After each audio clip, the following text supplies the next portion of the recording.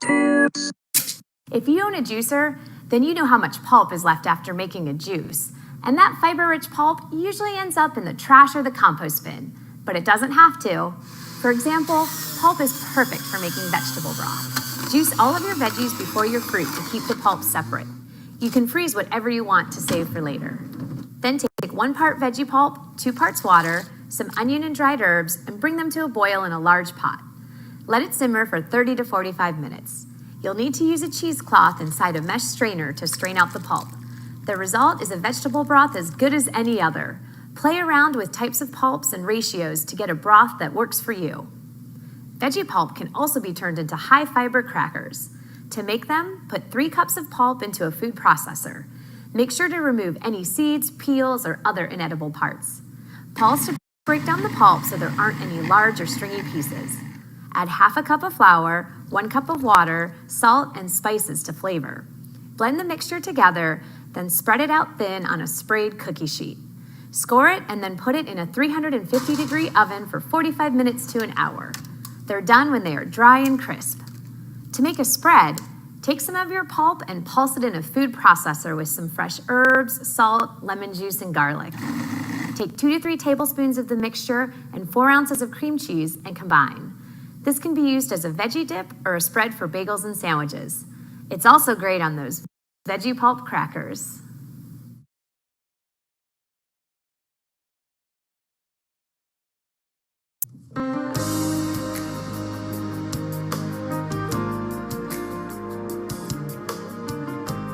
I wrote several books before pH Miracle. I wrote the One Sickness, One Disease, One Treatment because I had this etiology that I thought about for years, and then I started testing this theory that there's only one sickness and one disease, and that's the over-acidification of the blood and tissues due to an inverted way of living, eating, and thinking.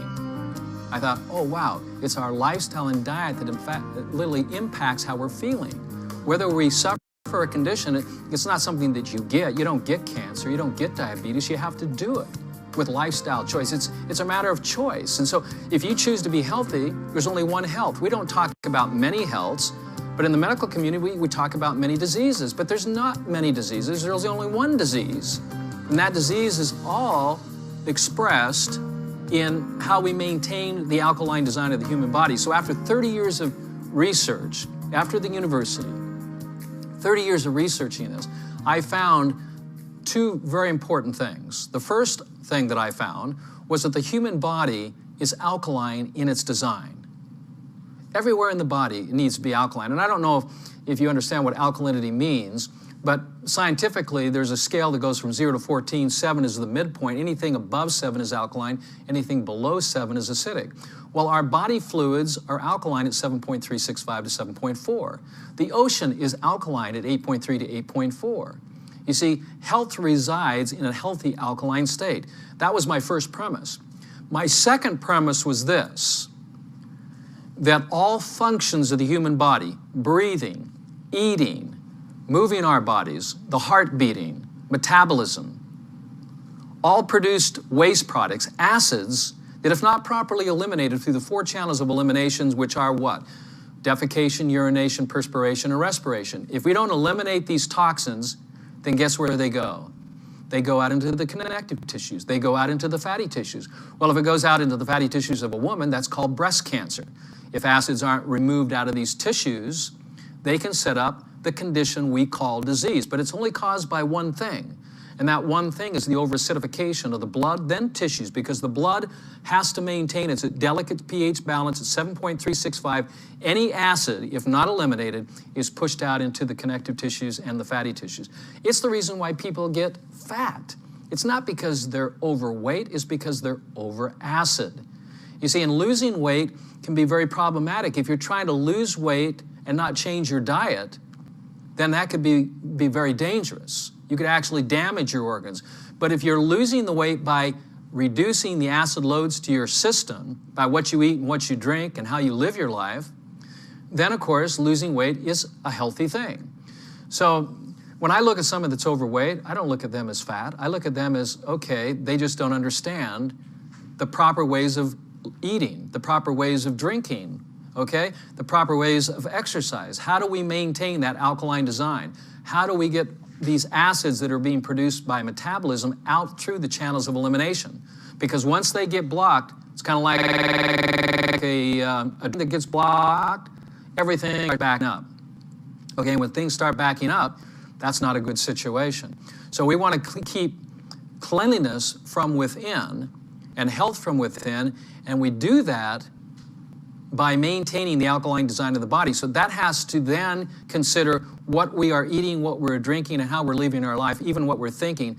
Are we exercising on a daily basis? Are we juicing our foods? Are we getting concentrations of live, whole foods into our bodies to help restore our body, so to help restore our blood and then our body tissues? But that was the foundational premise of my research for the last 30 years. So when I'm working with the child with diabetes, whether it be type 1 or type 2, I realized that diabetes was the symptom. What I had to find was what was causing it. So I would ask the child, what are you eating, what are you drinking? You know, and I'd find out these children are constipated. And once I removed the channels, removed the constipation or the blockage of elimination, and I started alkalizing their bodies by getting them to juice and eat healthy alkaline foods, guess what? The diabetes went away. And that was so unbelievable, because what I had discovered is the cure for type 1 diabetes.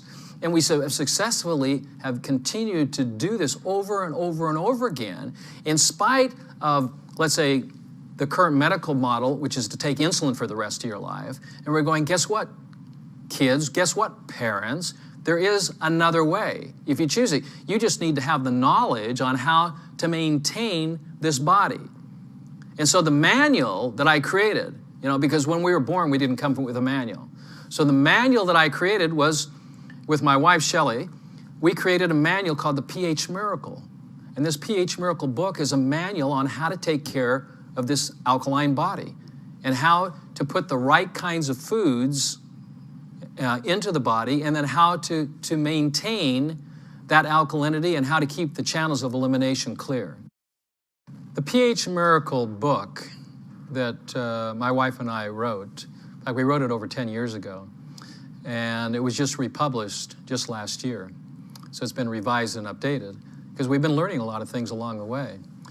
But when we came up with the name, the pH Miracle, pH standing for perfectly healthy, okay? Actually, scientifically, it stands for the potential of hydrogen, but, you know, what is that? Most of us aren't scientists, and so I like, you know, somebody says, well, what does pH stand for? Well, it stands for being perfectly healthy. But the pH deals with that scale, 0 to 14, 7 being neutral, and realizing that our bodies are base, they're alkaline by design at 7.365 to 7.4. Like the ocean waters are also alkaline. So that was important. That part of the book really talks about the biochemical nature that we are. We are a body of water. When we're born, we're 90% water. When we're dead, we're about 50 to 60% water. Most of us live dehydrated at 70% water. We're just not drinking enough, which is why we need to get more concentrated fluids into our body, particularly juices. But the miracle is this, and combining those two words together, pH Miracle, it's a natural phenomenon between the cause and effect relationship. You see, today in medicine, we treat effects, and we don't understand the cause. What is the cause of cancer? What is the cause of diabetes? What is the cause of acne? What is the cause of GERD or acid reflux? We don't understand the cause, but we end up treating the effects as if we do understand the cause, and a lot of the treatments that are being postulated are actually harmful to the body, some more so than others. So understanding the cause, this cause and effect relationship, is what the pH Miracle is about. It literally gives you the understanding of what causes all sickness and disease. And then with that, once we understand the cause, we can then develop a protocol that can help prevent disease. Because I believe the cure for cancer, diabetes, and all other symptomologies is not in its treatment, but is in its prevention. It's not more medication, it's more education. We need to empower ourselves with the knowledge of how do I take care of this body. So in writing the pH Miracle, that becomes the manual on how to take care of your body. And juicing is the foundation of taking care of your body, getting concentrated liquids into the body, because the body can only take liquid at an alkaline pH of 8.4 to build the foundational embryonic cells or stem cells to make new blood. You see, our bodies are made from blood. Our bones are made from blood. Our skin is made from blood. Our liver is made from blood. And our heart and our lungs and our liver and our bones and our muscles are only as healthy as our blood. And our blood is only as healthy as what we're eating and what we're drinking and what we're thinking. So once we understand the cause as an overacidification process that's building up that then leads to the effect, which is the symptom, and then we look at those effects and say, how can we reverse these conditions by not taking medicine, but by empowering us with education to be able to transform and giving back to each individual the power and the control to manage the quality and quantity of their life. I mean, how would that be? I mean, what would someone pay for that? If I could teach you how to maintain the quality and quantity of your life, what price tag would you pay? But you see, for me, I think it should be free. Everyone should know this. That's why we wrote the book, The pH Miracle.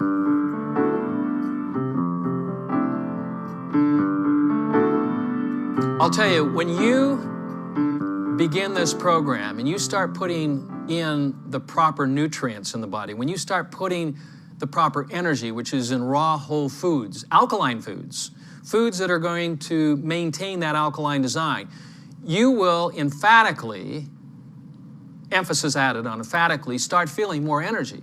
Because energy that the body uses is in the form of an electron. Somebody says, well, what is that? It's a charge. It's an electrical charge. Our bodies are electrical. Our body's electric. How do we know that? Well, you would never do this. Don't put your finger in a light socket. You know, you'll feel how electrical you are. Our bodies conduct electricity. Our bodies we eat food. We absorb light for its electrical potential. That's the only reason. Nutrients are that electrical potential which our body feeds on. We are electrical light beings, like a light bulb. And the matrix by which that light travels, that electrical energy, is salt. It's the reason why our fluids are salted with sodium. They're not salted with calcium or magnesium or potassium. I mean, it's the same with fish. I mean, the ocean is a body of salt water. Why? Because that's the matrix by which all life flows. And so, you know, this saline solution, and that's why I juice celery, because it's, it's a high concentrated food of sodium, which is critical to life. I mean, sodium is as critical to life as air itself. If you don't have sodium, you die. And you die as fast as if you were to not have oxygen. So sodium becomes. And so when we're juicing and we're looking at foods and we're talking about nutrients, we're looking at the basic components of sodium, magnesium, potassium, and calcium, and these foundational 4 alkalizing elements that help to maintain the alkaline design of the body. But on a program like this, you're going to feel more energy. And after 12 weeks, I can promise you this, it happens every time. Someone will come up to you and they'll say this, I don't know what you're doing, but I want to do this. Or they'll say this, you look 10 years younger. Or they'll say this, who's your plastic surgeon? You know, have you had plastic surgery done? And you can actually say, actually, I got the best solution, and it'll save you thousands of dollars. You can fire your plastic surgeon if you want to get rid of wrinkles. This is the fastest cure for wrinkles, if you want to use that word, but I like to use the word reversing of skin that's dehydrated and starts wrinkling. When you start hydrating your body with alkalinity, with the right kind of water, with the right kinds of alkaline juices, wow, you know, your eyes start to sparkle. Your skin becomes supple and soft and wrinkle-free. You see, you're going to look 10 years longer. And here's the big benefit. When you live an alkaline lifestyle and diet, as we've outlined in our pH Miracle books, you're going to put quality years on the back end. So when you're 70, 80, and 90, and even 100, at 100, you're going to feel as good as when you felt when you were in your 50s, because you've established a protocol which helps to maintain alkalinity and the design of the body, and so it doesn't break down anymore. It's kind of like a car.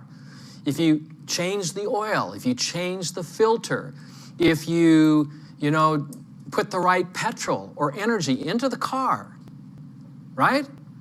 The car can last hundreds of thousands.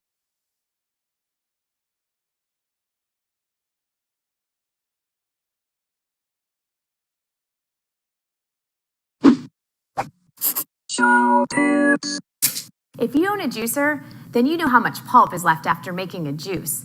And that fiber-rich pulp usually ends up in the trash or the compost bin, but it doesn't have to. For example, pulp is perfect for making vegetable broth. Juice all of your veggies before your fruit to keep the pulp separate. You can freeze whatever you want to save for later. Then take 1 part veggie pulp, 2 parts water, some onion and dried herbs, and bring them to a boil in a large pot. Let it simmer for 30 to 45 minutes. You'll need to use a cheesecloth inside a mesh strainer to strain out the pulp. The result is a vegetable broth as good as any other. Play around with types of pulps and ratios to get a broth that works for you. Veggie pulp can also be turned into high-fiber crackers.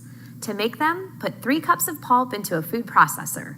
Make sure to remove any seeds, peels, or other inedible parts. Pulse to break down the pulp so there aren't any large or stringy pieces. Add half a cup of flour, 1 cup of water, salt, and spices to flavor. Blend the mixture together, then spread it out thin on a sprayed cookie sheet. Score it and then put it in a 350-degree oven for 45 minutes to an hour. They're done when they are dry and crisp. To make a spread, take some of your pulp and pulse it in a food processor with some fresh herbs, salt, lemon juice, and garlic. Take 2 to 3 tablespoons of the mixture and 4 ounces of cream cheese and combine. This can be used as a veggie dip or a spread for bagels and sandwiches. It's also great on those veggie pulp crackers.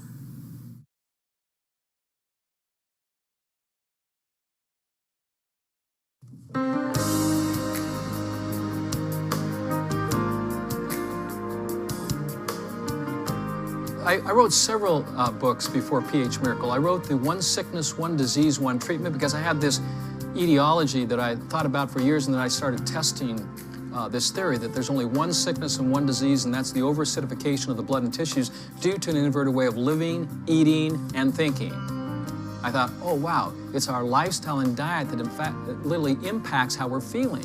Whether we suffer a condition, it's not something that you get. You don't get cancer, you don't get diabetes, you have to do it with lifestyle choice. It's a matter of choice. And so if you choose to be healthy, there's only one health. We don't talk about many healths, but in the medical community, we talk about many diseases, but there's not many diseases. There's only one disease.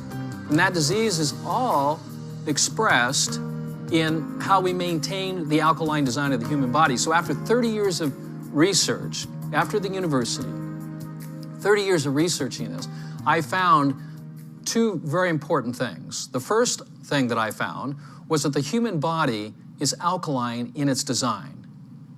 Everywhere in the body it needs to be alkaline. And I don't know if you understand what alkalinity means, but scientifically there's a scale that goes from 0 to 14. 7 is the midpoint. Anything above 7 is alkaline. Anything below 7 is acidic.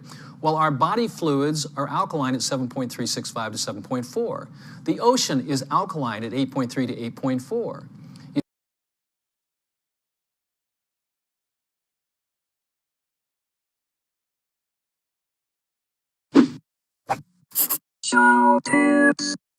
If you own a juicer, then you know how much pulp is left after making a juice. And that fiber-rich pulp usually ends up in the trash or the compost bin, but it doesn't have to.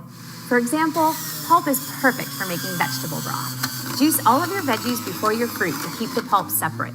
You can freeze whatever you want to save for later. Then take 1 part veggie pulp, 2 parts water, some onion and dried herbs, and bring them to a boil in a large pot. Let it simmer for 30 to 45 minutes. You'll need to use a cheesecloth inside a mesh strainer to strain out the pulp. The result is a vegetable broth as good as any other. Play around with types of pulps and ratios to get a broth that works for you. Veggie pulp can also be turned into high-fiber crackers. To make them, put 3 cups of pulp into a food processor. Make sure to remove any seeds, peels, or other inedible parts. Pulse to break down the pulp so there aren't any large or stringy pieces. Add half a cup of flour, 1 cup of water, salt, and spices to flavor. Blend the mixture together, then spread it out thin on a sprayed cookie sheet. Score it and then put it in a 350-degree oven for 45 minutes to an hour. They're done when they are dry and crisp. To make a spread, take some of your pulp and pulse it in a food processor with some fresh herbs, salt, lemon juice, and garlic. Take 2 to 3 tablespoons of the mixture and 4 ounces of cream cheese and combine. This can be used as a veggie dip or a spread for bagels and sandwiches. It's also great on those veggie pulp crackers.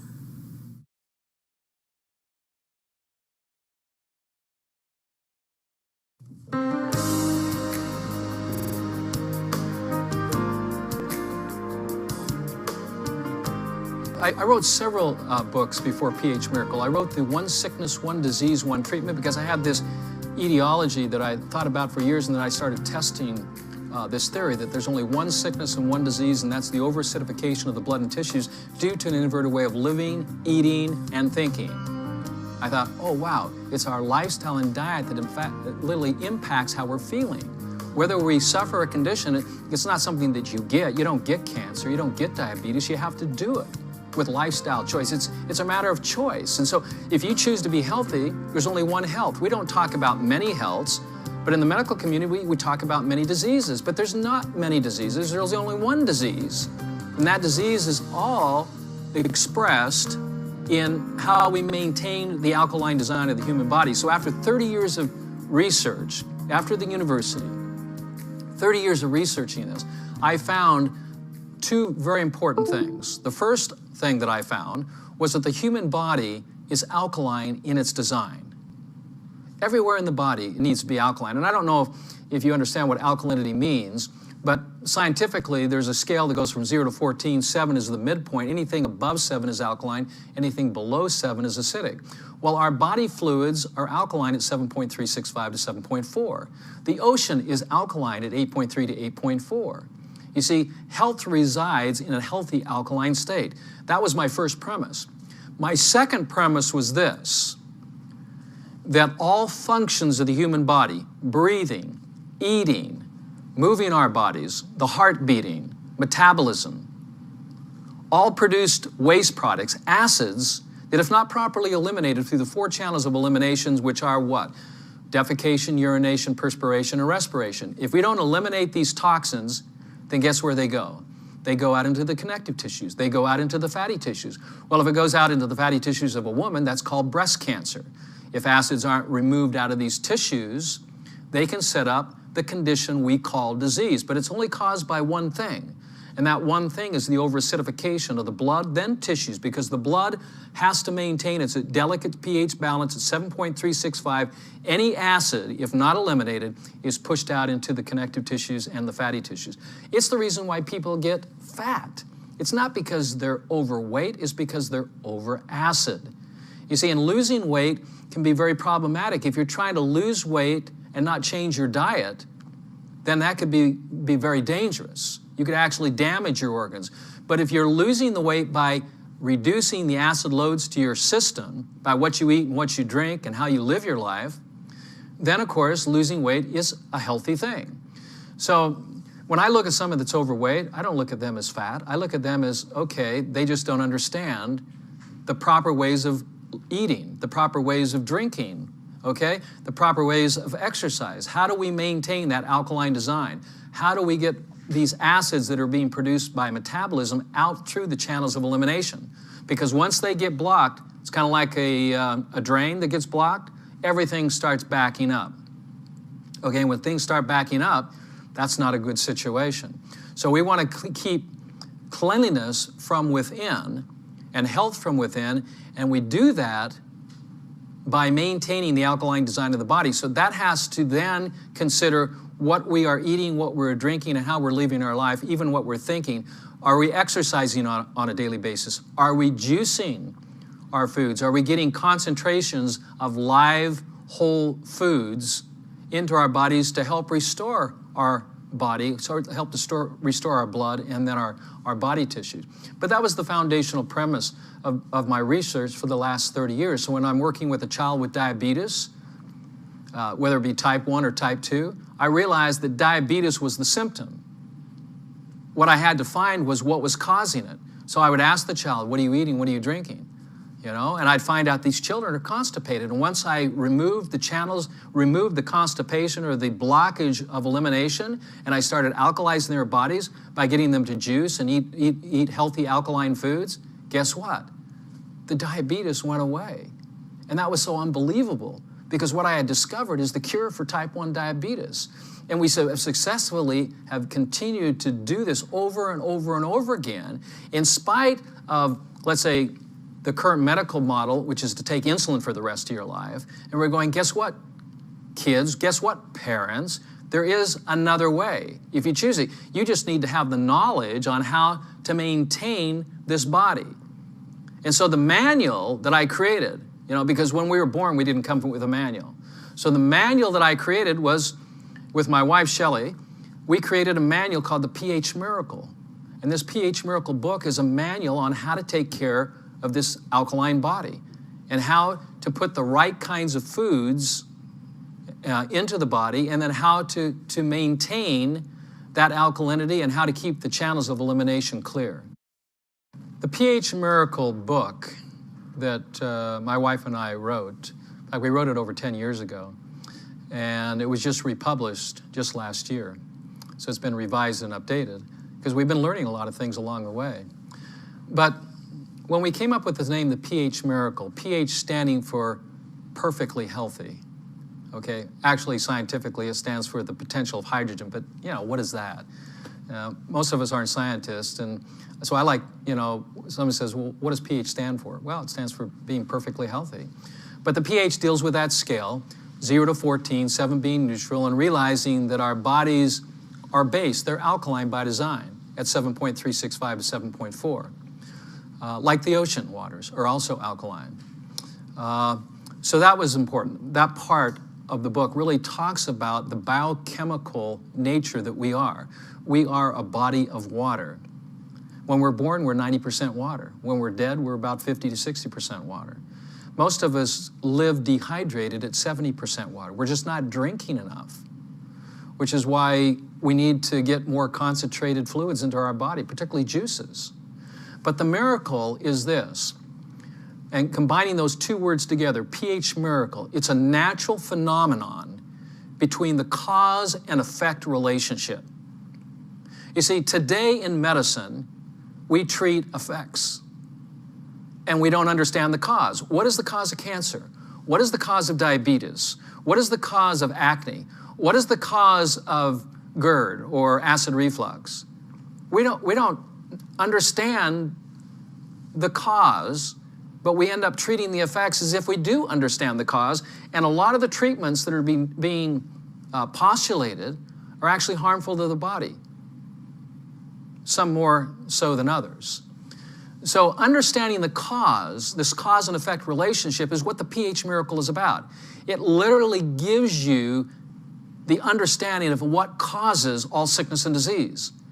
And then with that, once we understand the cause, we can then develop a protocol that can help prevent disease. Because I believe the cure for cancer, diabetes, and all other symptomologies is not in its treatment, but is in its prevention.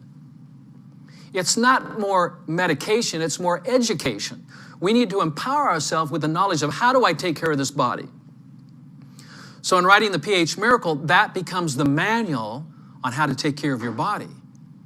And juicing it's the foundation of taking care of your body, getting concentrated liquids into the body, because the body can only take liquid at an alkaline pH of 8.4 to build the foundational embryonic cells or stem cells to make new blood.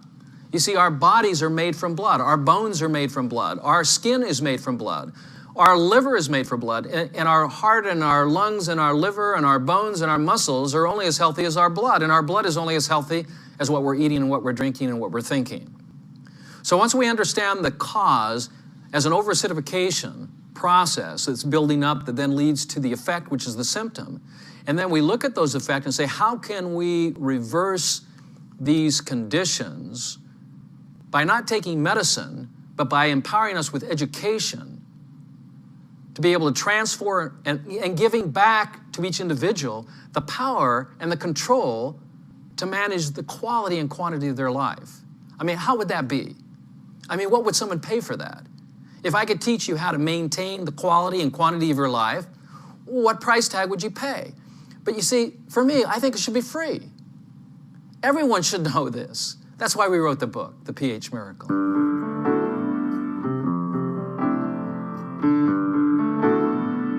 I'll tell you, when you begin this program and you start putting in the proper nutrients in the body, when you start putting the proper energy, which is in raw whole foods, alkaline foods, foods that are going to maintain that alkaline design, you will emphatically, emphasis added on emphatically, start feeling more energy.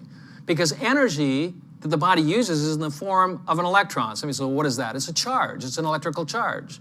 Our bodies are electrical. Our body's electric. How do we know that? Well, you would never do this. Don't put your finger in a light socket. You know, you'll feel how electrical you are. Our bodies conduct electricity. Our bodies we eat food. We absorb light for its electrical potential. That's the only reason. Nutrients are the carriers of that electrical potential, which our body feeds on. We are electrical light beings, like a light bulb. And the matrix by which that light travels, that electrical energy, is salt. It's the reason why our fluids are salted with sodium. They're not salted with calcium or magnesium or potassium. I mean, it's the same with fish. I mean, the ocean is a body of salt water. Why? Because that's the matrix by which all life flows. And so, you know, this saline solution, and that's why I juice celery, because it's, it's a high concentrated food of sodium, which is critical to life. I mean, sodium is as critical to life as air itself. If you don't have sodium, you die. And you die as fast as if you were to not have oxygen. So sodium becomes. And so when we're juicing and we're looking at foods and we're talking about nutrients, we're looking at the basic components of sodium, magnesium, potassium, and calcium, and these foundational 4 alkalizing elements that help to maintain the alkaline design of the body. But on a program like this, you're going to feel more energy. And after 12 weeks, I can promise you this, it happens every time. Someone will come up to you and they'll say this, I don't know what you're doing, but I want to do this. Or they'll say this, you look 10 years younger. Or they'll say this, who's your plastic surgeon? You know, have you had plastic surgery done? And you can actually say, actually, I got the best solution, and it'll save you thousands of dollars. You can fire your plastic surgeon if you want to get rid of wrinkles. This is the fastest cure for wrinkles, if you want to use that word, but I like to use the word reversing of skin that's dehydrated and starts wrinkling. When you start hydrating your body with alkalinity, with the right kind of water, with the right kinds of alkaline juices, wow, you know, your eyes start to sparkle. Your skin becomes supple and soft and wrinkle-free. You see, you're going to look 10 years longer. And here's the big benefit. When you live an alkaline lifestyle and diet, as we've outlined in our pH Miracle books, you're going to put quality years on the back end. So when you're 70, 80, and 90, and even 100, at 100, you're going to feel as good as when you felt when you were in your 50s, because you've established a protocol which helps to maintain alkalinity and the design of the body, and so it doesn't break down anymore. It's kind of like a car. If you change the oil, if you change the filter, if you put the right petrol or energy into the car, right? The car can last hundreds of thousands of miles. But if you don't change the oil, and you don't change the filter, and you don't take care of your car, it breaks down. Now, the unfortunate thing is that most people take better care of their cars than they do their bodies. If you apply the same principles of maintaining health and energy and vitality and alkalinity of the body, and taking good care by what you eat, what you drink, and how you manage your lifestyle, then of course this car, this body is going to last for a long, long time. And it's been said, if you don't take care of your body, where are you going to live?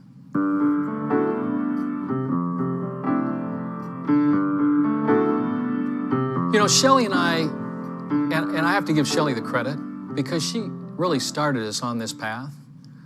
I mean, I was yes, taking vitamins and mineral supplements, and I was exercising, but Shelley and I became vegetarians in 1974, a long time ago.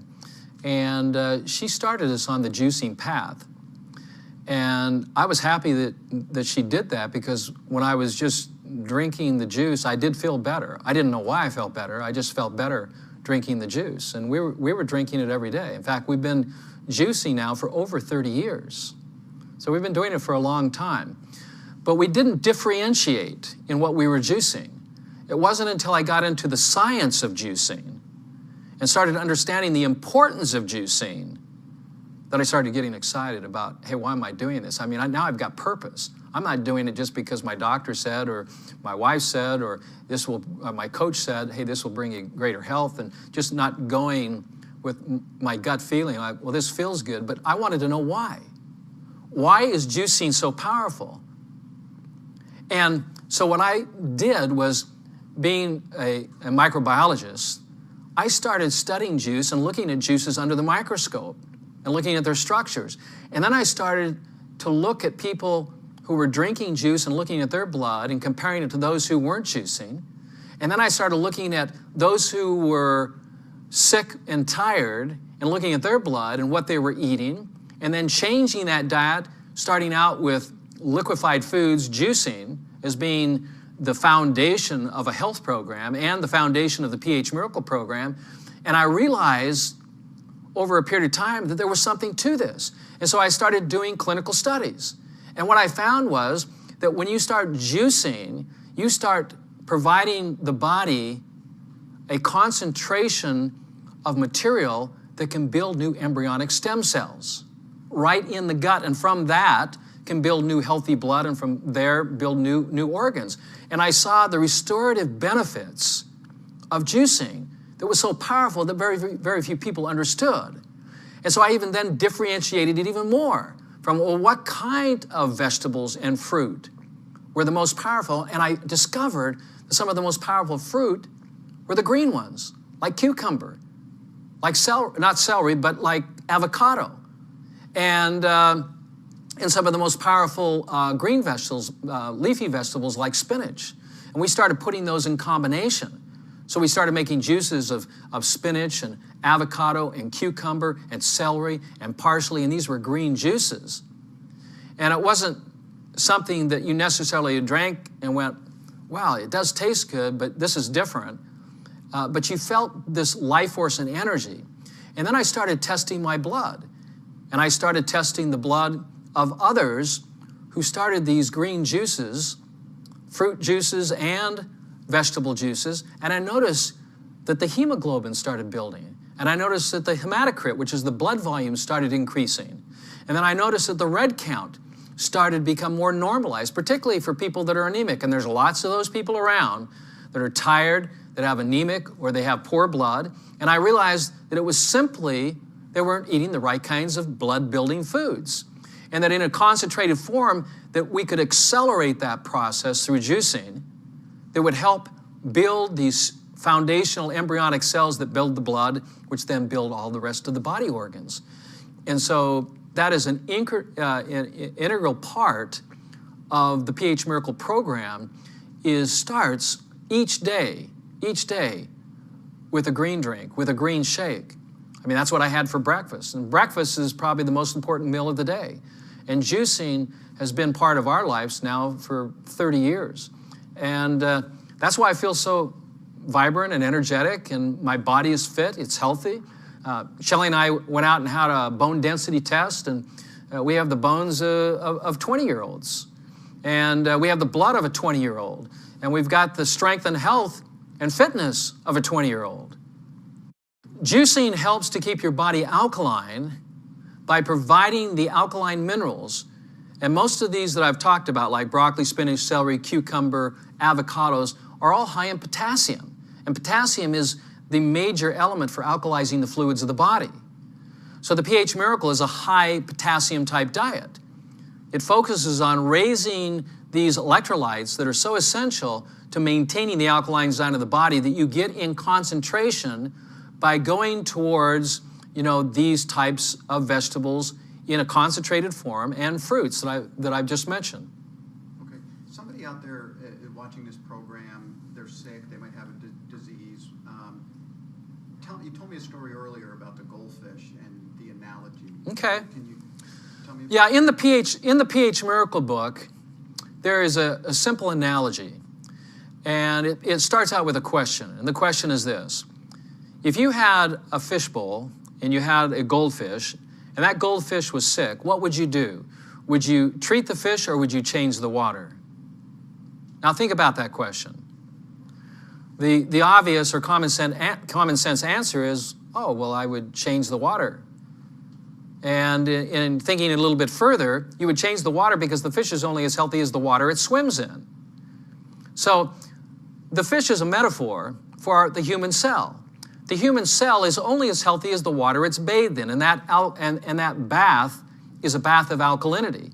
And when that fluid is compromised by an overacidic lifestyle and diet, then cells begin to break down prematurely. This is what causes aging. You see, when you start juicing, you begin the process of reversing aging, because when you're juicing, you're going to be putting back these alkalizing elements that help to maintain the alkaline design of the body, that helps to maintain the integrity of the cell that makes up all your tissues and organs. You see, isn't that cool to finally understand why I'm juicing? I mean, not just doing it because somebody said, oh, it tastes good, or, yeah, it may make you healthy, but you really don't know why. But you actually are doing it because you're focused on the cause. You're focused on what is health. Health is maintaining an alkaline environment. That's what health is.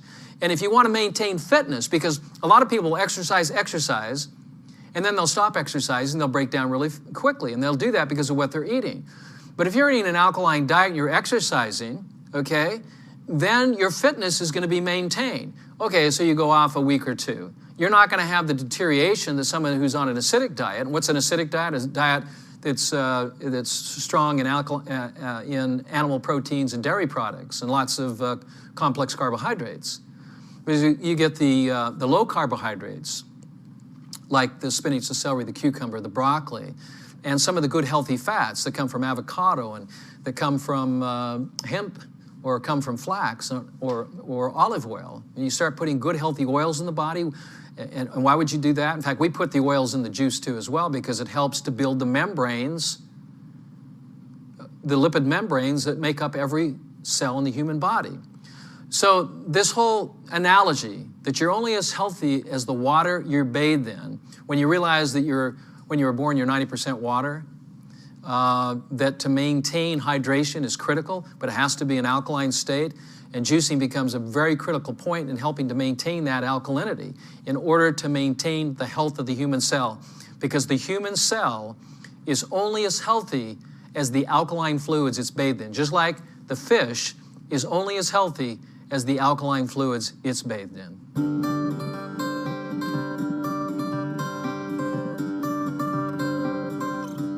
I think living to 100 disease-free is really, not setting the goal high enough.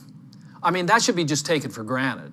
I mean, oh yeah, Dad's 100 years old. Yeah, he just gave his 100-year birthday speech and celebration. You see, the goal should be that we can live to 150 or to 200. I think we limit our thinking because we don't understand this body and how to maintain its health and vitality and fitness. See, I've given you the secret to youth. The secret of youth is maintaining the alkaline design of the body and feeding your body alkaline foods, and maintaining that vitality and fitness is really based upon how you manage those internal fluids. It's kind of like a swimming pool. Well, let's see. The guy comes out to our home and tests the pool. What is he testing for? He's testing the pH. He wants to know if it's in alkaline balance, because if it isn't, guess what starts showing up? Bacteria, yeast, and mold. And that's what happens to our bodies. You see, when you realize that you don't get old, you mold, then you'll start taking care of the fluids of the body. It's just like the swimming pool. Mold does not appear, algae does not appear in an alkaline environment. But when the pH starts dropping, then mold and bacteria and yeast start appearing. It's an effect. It's an effect. It's not causative. It's just kind of like wrinkles on the body. Blemishes. You start getting spots. People look at my hands and they're clear. There's no spots on these hands. Why? Because I maintain the internal environment. If you want healthy skin like this at the age of 60, then you have to manage the internal fluids because your skin is an expression of what's happening on the inside. And juicing is the foundation of healthy skin, because healthy skin is a product of blood, and blood is a product of what you're eating and what you're drinking. And when you're drinking alkaline juices that are high in potassium, magnesium, sodium, and calcium, that's how you keep your skin healthy and wrinkle-free.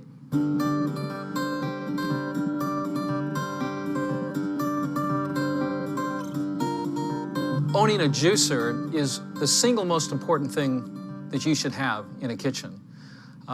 If I go into a kitchen, the first thing that I'm looking for is the juicer, because that's how I start my breakfast out. Breakfast should start out with a fresh juice. It's concentrated life force or energy in the form of concentrated electrical potential in the form of electrons. That's what our body runs on. It doesn't run on carbohydrates, doesn't run on fat, it doesn't run on protein, doesn't run on calories. It runs on electricity. Our bodies are electric, and they need electrons, and those electrons are what make raw foods, and especially juice foods, which are concentrated energy force or life force, concentrated electrons, that literally gives you the spark of life. You literally feel the energy flowing in you when you start your day out with fresh juice.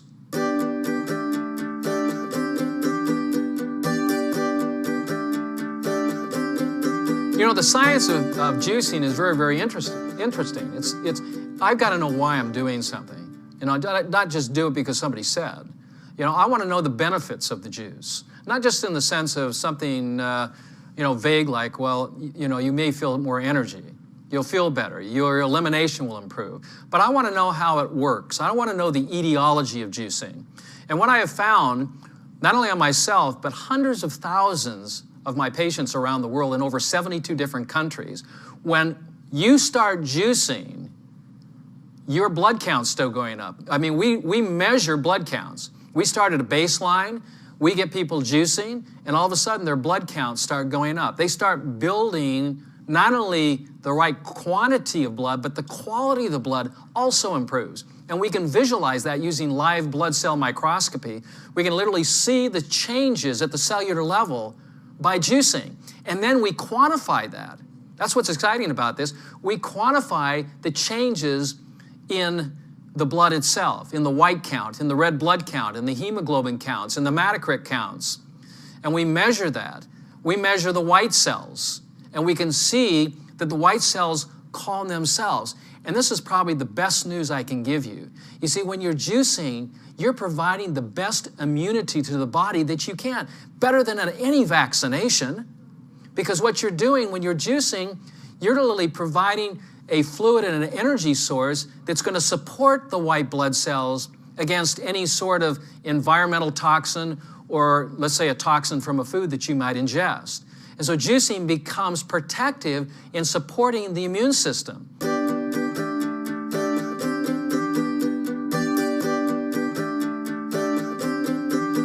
When we look at the standard American diet, which I call the standard acidic diet, and how it impacts the quality of our health, I start looking at the blood and the quality of that blood, and then I start looking at also the channels of elimination and the types of foods that people are eating.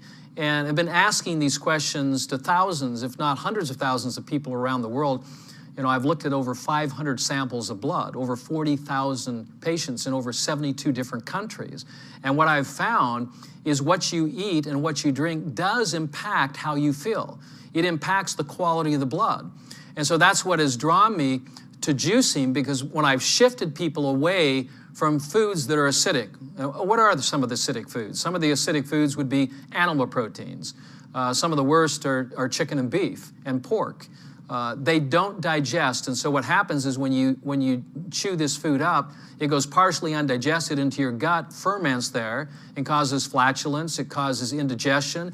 It eventually, as it continues to rot, it destroys the intestinal villi, which is the root system of your body, leading to all anemic conditions, iron deficiencies, blood deficiencies, leukemia, lymphatic conditions, and all cancers too as well.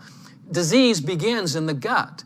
And if we're eating foods that are not going to break down to a liquid state, that are not going to be alkalizing to our blood and to our tissues and be foundational of building blood, then these foods that we partake of are going to have the opposite effect of polluting the internal environment, polluting our rivers and streams and oceans, and literally bringing down the pH of our fluids. That's going to cause cells to start to transform. And when they start transforming, this is what gives birth to bacteria. It's what gives birth to yeast.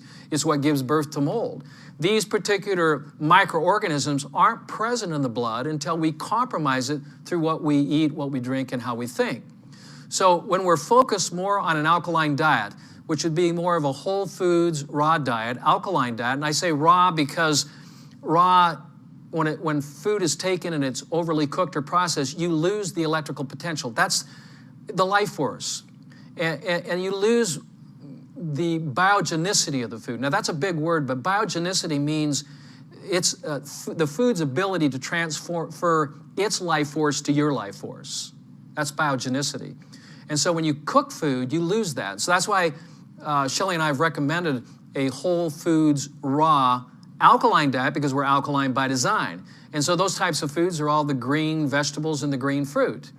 Yes, we add color into it, so we'll use green peppers and red peppers and orange peppers and yellow peppers. We have lemons, we have, of course, limes, which are included, but you can use a lot of color too as well to accent the foundational green foods, which should be at the foundation of the foods that we eat for breakfast, lunch, and dinner.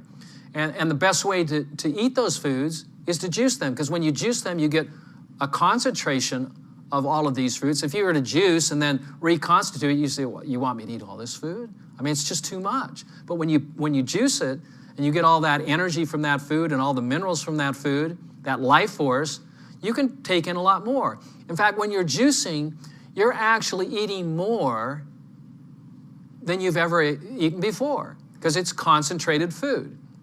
And that's why it's so good for someone who wants to feel better, wants to have greater health, energy, and vitality, or someone who is sick and tired. Now, someone who is sick and tired who's listening to me speak, they're going to go, well, you know, do I have to give up all these things? And the answer is no. What you have to do is just start juicing. Because as you start juicing and drinking juice, what you'll find as you begin to put more light force into your body, those foods that pull your energy down, you'll start losing the craving for these. You'll start losing the craving for sugar. You'll start losing the craving for protein, animal protein. You'll start losing the desire for coffee and tea and dairy products. And someone says, well, do I have to give up coffee? He says, no, coffee will give you up. Do I have to give up tea? No, tea will give you up. Do I have to give up pork or chicken or beef or fish? No, it will give you up when you start putting light force energy in the form of juiced foods into your body, raw alkaline juicing. It's very, very powerful. And you know, the thing that's so powerful about this, if you'll do it for just 2 weeks, you'll literally begin changing the expression of the genetics, this epigenetic, nutrigenetics. You don't change the genes, but what you do is you change the expression and how those genes express themselves. And you'll find out that as you start incorporating a more green, alkaline, raw foods, whole foods diet and start juicing, that things will start changing for you. It only takes about 2 weeks.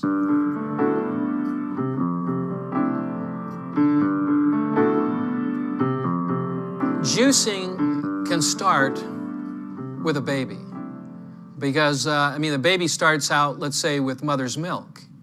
But rather than, if mother's milk's not available, rather than sugar water, which is a lot of the products that are out there that are being sold to mothers to try to imitate, let's say, the mineral content and sugar levels and what have you. But you see, to build a strong body, particularly someone that's just been born, you have to build the blood because that's what it's made from.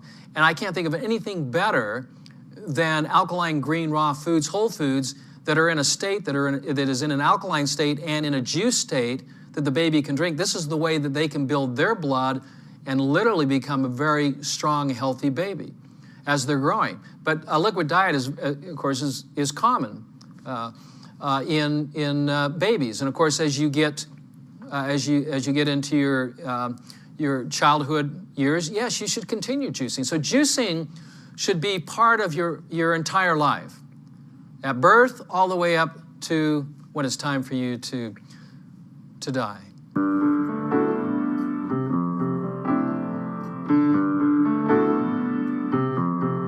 You know, the beauty about juicing is that when you juice, the food now is in its perfect state to be transformed into embryonic and stem cells. You see, we only have one instrument in the human body to digest food, and that's the teeth. And if you don't liquefy your food with your teeth, you swallow it partially undigested, you're in trouble. You're setting yourself up for constipation, congestion, and damage to the intestinal villi that's going to lead to the effects of sickness, which are the sickness and diseases that we have so many names for. But when we're juicing, we're actually pre-digesting the food in a perfect state. And when when we are juicing, alkalizing raw whole foods that are high in these alkalizing minerals, we are actually taking in the best food that we could take into our bodies.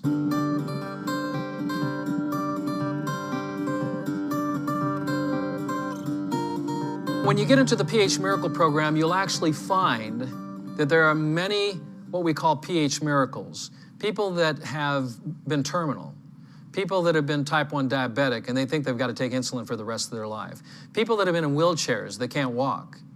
You know, and that's the limitation of what they understand. Because here again, a pH miracle is a natural phenomena between the cause and effect relationship. And when you understand the cause and the effects, then you can establish a protocol that will help reverse these effects because you're actually dealing with the cause, not the effect. You're not treating the disease because there's no need to treat disease. Disease is only a manifestation of an overacidic body. What you have to learn, I believe, is you have to understand that the body is alkaline by design, that there are certain foods that are alkalizing, there are certain foods and lifestyles that are acidifying. When you understand those, which are outlined in the book, then it doesn't really matter what the condition is. Everything is reversible. Everything. It's only the limitation of the person and his ability or her ability to actually apply the principles. And also time is of the essence too as well. So someone who has allowed their bodies to deteriorate, sometimes, you know, you don't have enough time to restore. But, you know, when your car is honking, you pay attention to it. You know, when your body's honking, you know, you have an ache or a pain or an irritation, you have to pay attention to that because those areas of irritation, inflammation, wherever they are in the body, is your body honking that it's over acid. And then if you can start thinking about what am I eating, what am I drinking, you know, am I overstressed, am I exercising, what am I doing that is giving rise to these effects that will create excess acidity because you can't have pain without acid, you can't have acid without pain. They're inseparable. So when you start eliminating these acidic contributors in your life and start alkalizing, and especially alkalizing with fresh juices, this is when you can then reestablish the alkaline design of the body and restore health, regardless of where you're at. And you know, the beauty about the pH Miracle program is the program doesn't suggest that things can't happen in a positive way. It's really, the limitation is really the person and how they apply the principles. And so if you apply these principles of alkalizing and energizing the body, starting out with a foundation of juicing, particularly of the green foods and the green drinks, this is how you get going. This is how you restore your body.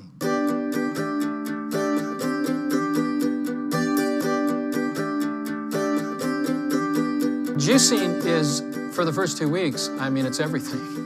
Juicing is everything. I mean, everything that one eats when they're on this program for the first 2 weeks has been juiced. It's been pureed. It's critical because that's the foundational challenge, is that people have blocked elimination organs. And we can't be putting more solid food on top of food that's been undigested. And we've got to get those channels open.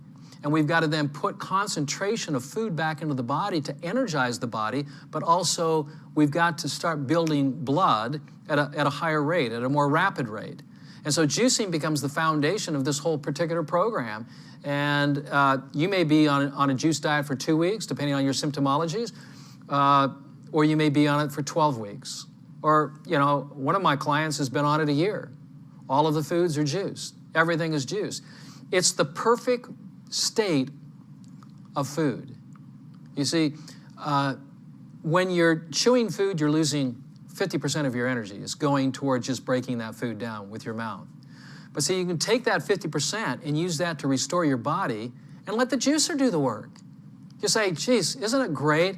I don't have to chew my food. I've got this incredible juicer that'll actually chew the food for me into a perfect state, and all I have to do is put it in my mouth, swish it around, mix it with the alkaline buffers, which are being secreted by the salivary glands, which is sodium bicarbonate, and wow, this is now easy and fun, and it feels good.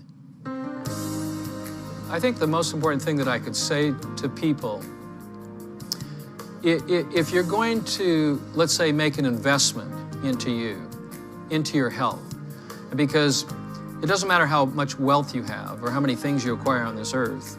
It really comes down to the most important thing, at least for me, is the quality of my health. Because without health, you don't have anything.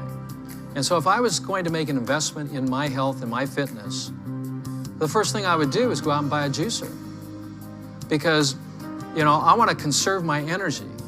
And if I can get a machine to chew up my food and provide an alkalizing, energizing beverage that I can just drink and I don't have to spend a lot of time masticating, I can conserve my energy, and that food, that life force energy that's coming from that food, those alkalizing minerals that are in concentration in the juice, can then go and fold into the crypts of the small intestine, literally transform into embryonic stem cells and start building my blood, and I can be restored.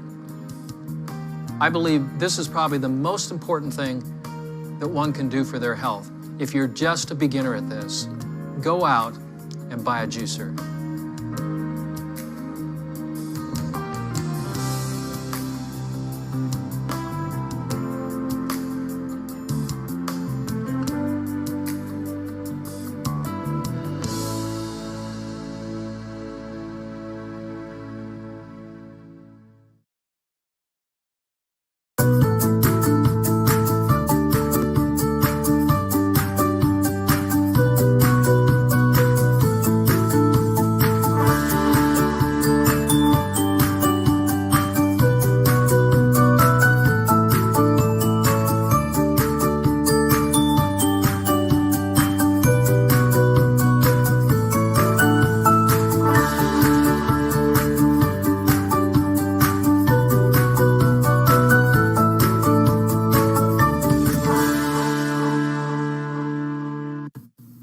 Good evening. Happy Monday evening. I hope you all had a wonderful weekend and a productive weekend, and I hope your week has started out great with today. As usual, we have a wonderful show planned tonight. I'm going to be talking about the health benefits of juicing, and specifically juice feasting. People often refer to as juice fasting, and we're going to talk about the concepts behind that and how it works, why it's beneficial, and so on and so forth. And we're going to share some things with you. I'm going to bring on my co-host, Dr. Celeste Palmer. Hello. Dr. Palmer, how are you doing? I'm well. How was your day today? It was a good day. Kind of slow, but it was a good day. So we're going to break it to the audience. We both did something crazy. We joined this pack of people doing a juice feast.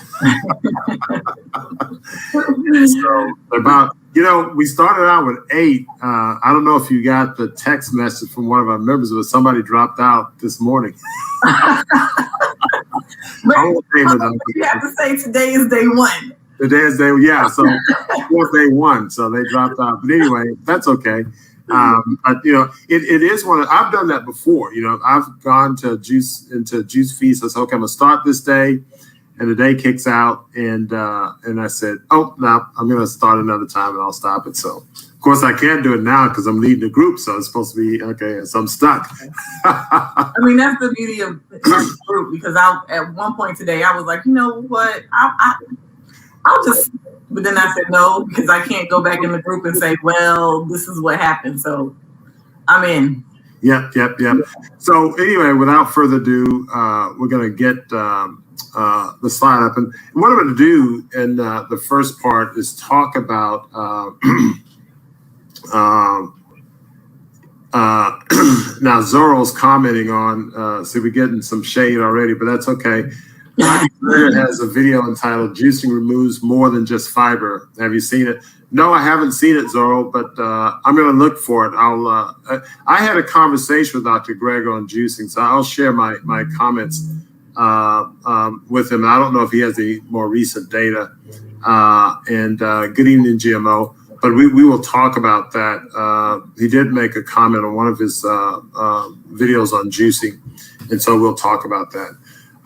Because there's some, in the plant-based community, there's some differences of opinion. I want to say controversy, but there are differences of opinion regarding juicing. What I will say is, in my opinion, well, I'll make two comments and then we'll go on. Number one, there's not a lot of published data on juicing that I'm aware of. And then when I was looking for published data on juicing in peer-reviewed medical journals, that is, I didn't find very much. That's one. Two, our personal experience with juicing is very good. And in terms of at Montgomery Heart and Wellness, us working with patients and coaching them and following their clinical studies and clinical follow-up, we've had good results with that, even though we haven't published our data. So I think, everything can be, peer-reviewed, because funding isn't there and so on. So oftentimes we have to go on clinical experience. So much of what I'll say to you is based on what I've learned, plus clinical experience and valid data that we've collected in our clinical experience and years of coaching patients with raw food detoxes, smoothie feasts, and also juice feasting. So there are health benefits that we found. So today, for the first part of this, I'm just going to go to general health benefits and cleansing for the mind, body, and soul. And, what is juice feasting? I mean, we talk about it. Lots of people refer to it as fasting. There is an element of fasting when you're going on a juice feast because you're removing solid foods. You're giving your GI tract a rest.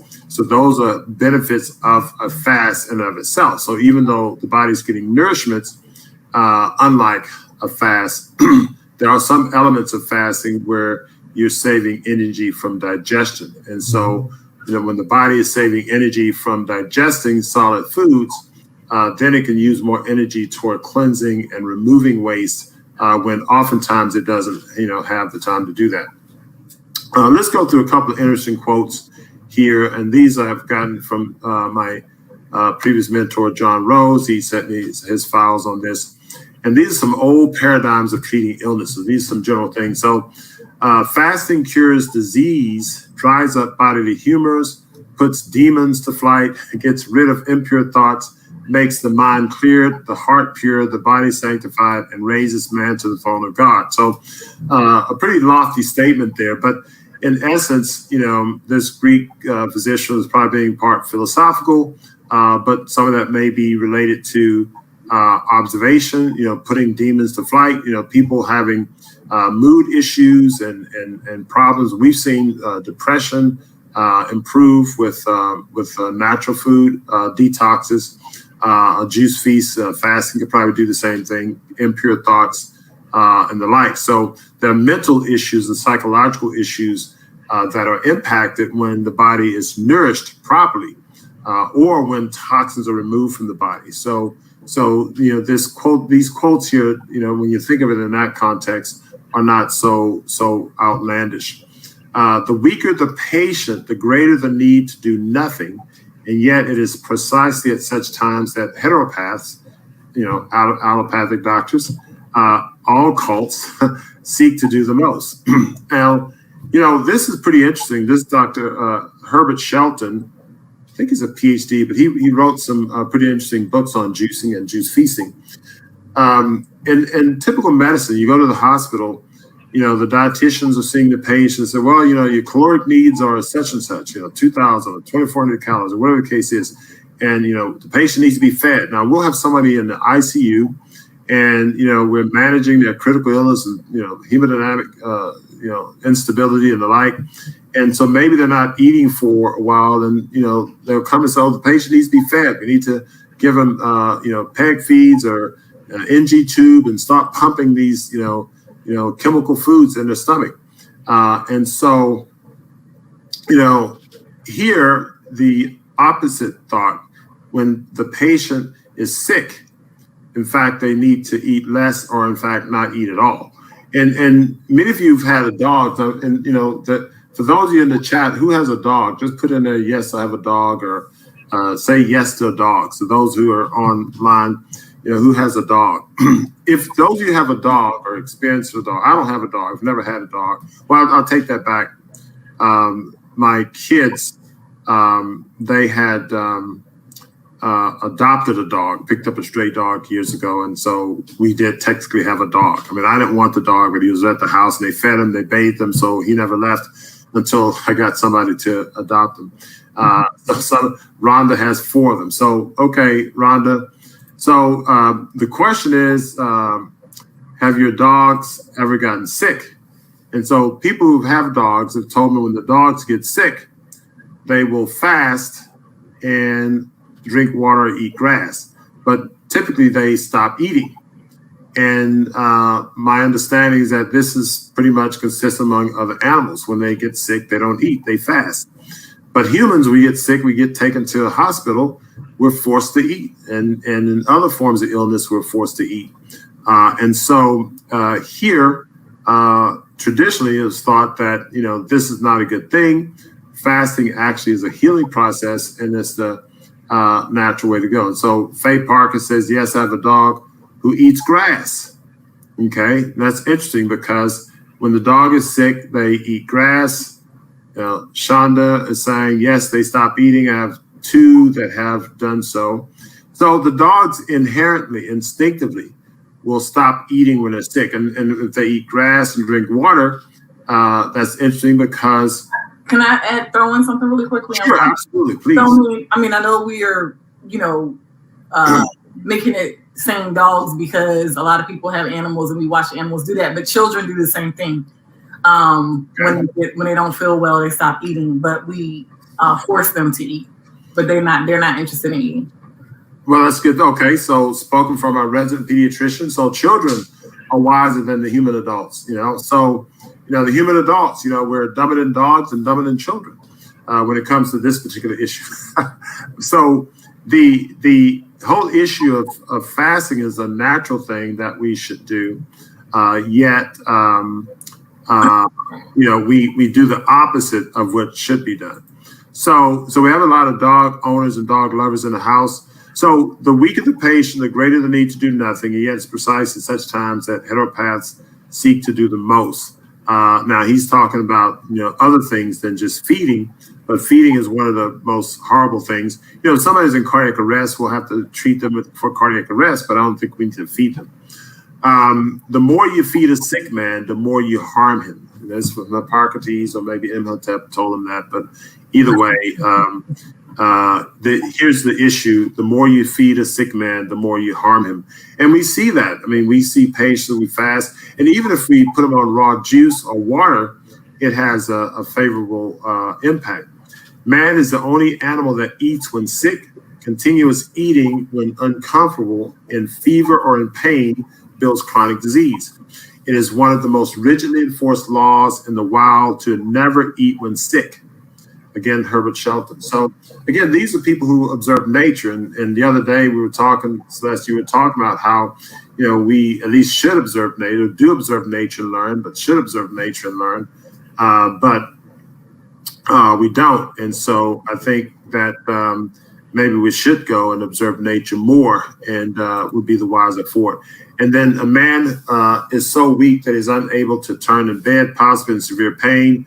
With fever, there's no power to digest food.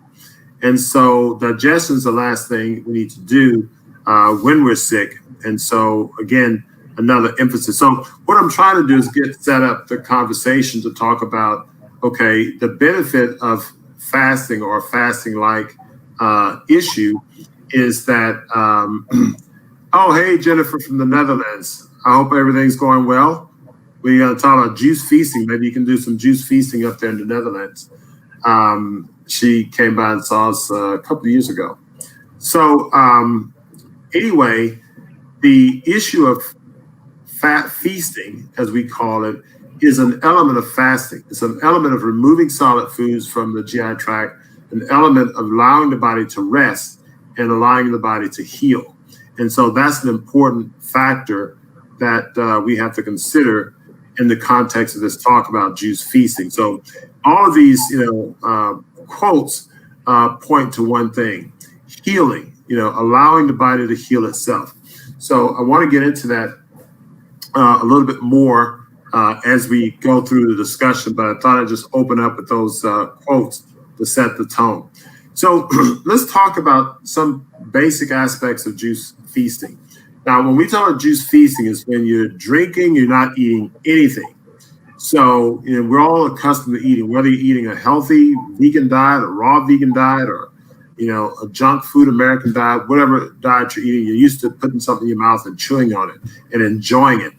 And regardless of how healthy we eat, quote unquote, we all probably eat more than the body needs. We live in a smarter society. We have refrigerators, we have storage, cabinets, etc. We have ways of drying foods and preparing foods, and and improving the shelf lives of foods.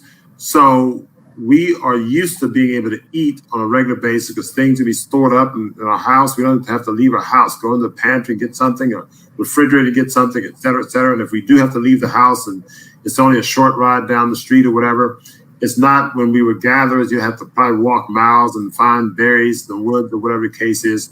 Now we just have to sort of reach across the room, and there's some snacks or things. So we've gotten used to being able to eat and eat to pleasure. So it's not just that we eat out of necessity. In fact, we eat probably 99.99% of our eating is out of pleasure. What would your estimate be, Celeste? Is that?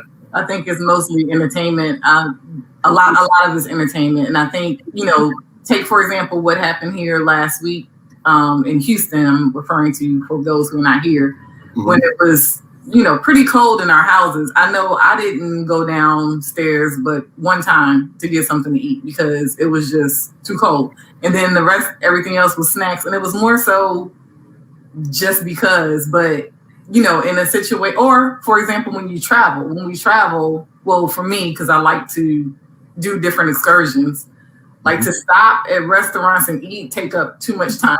So I like to be out and about in the city or in the countryside or wherever it is. So I just know that a lot of eating, especially that the kids are doing, is entertainment eating, snacking, I should say, because they're really doing a lot of snacking.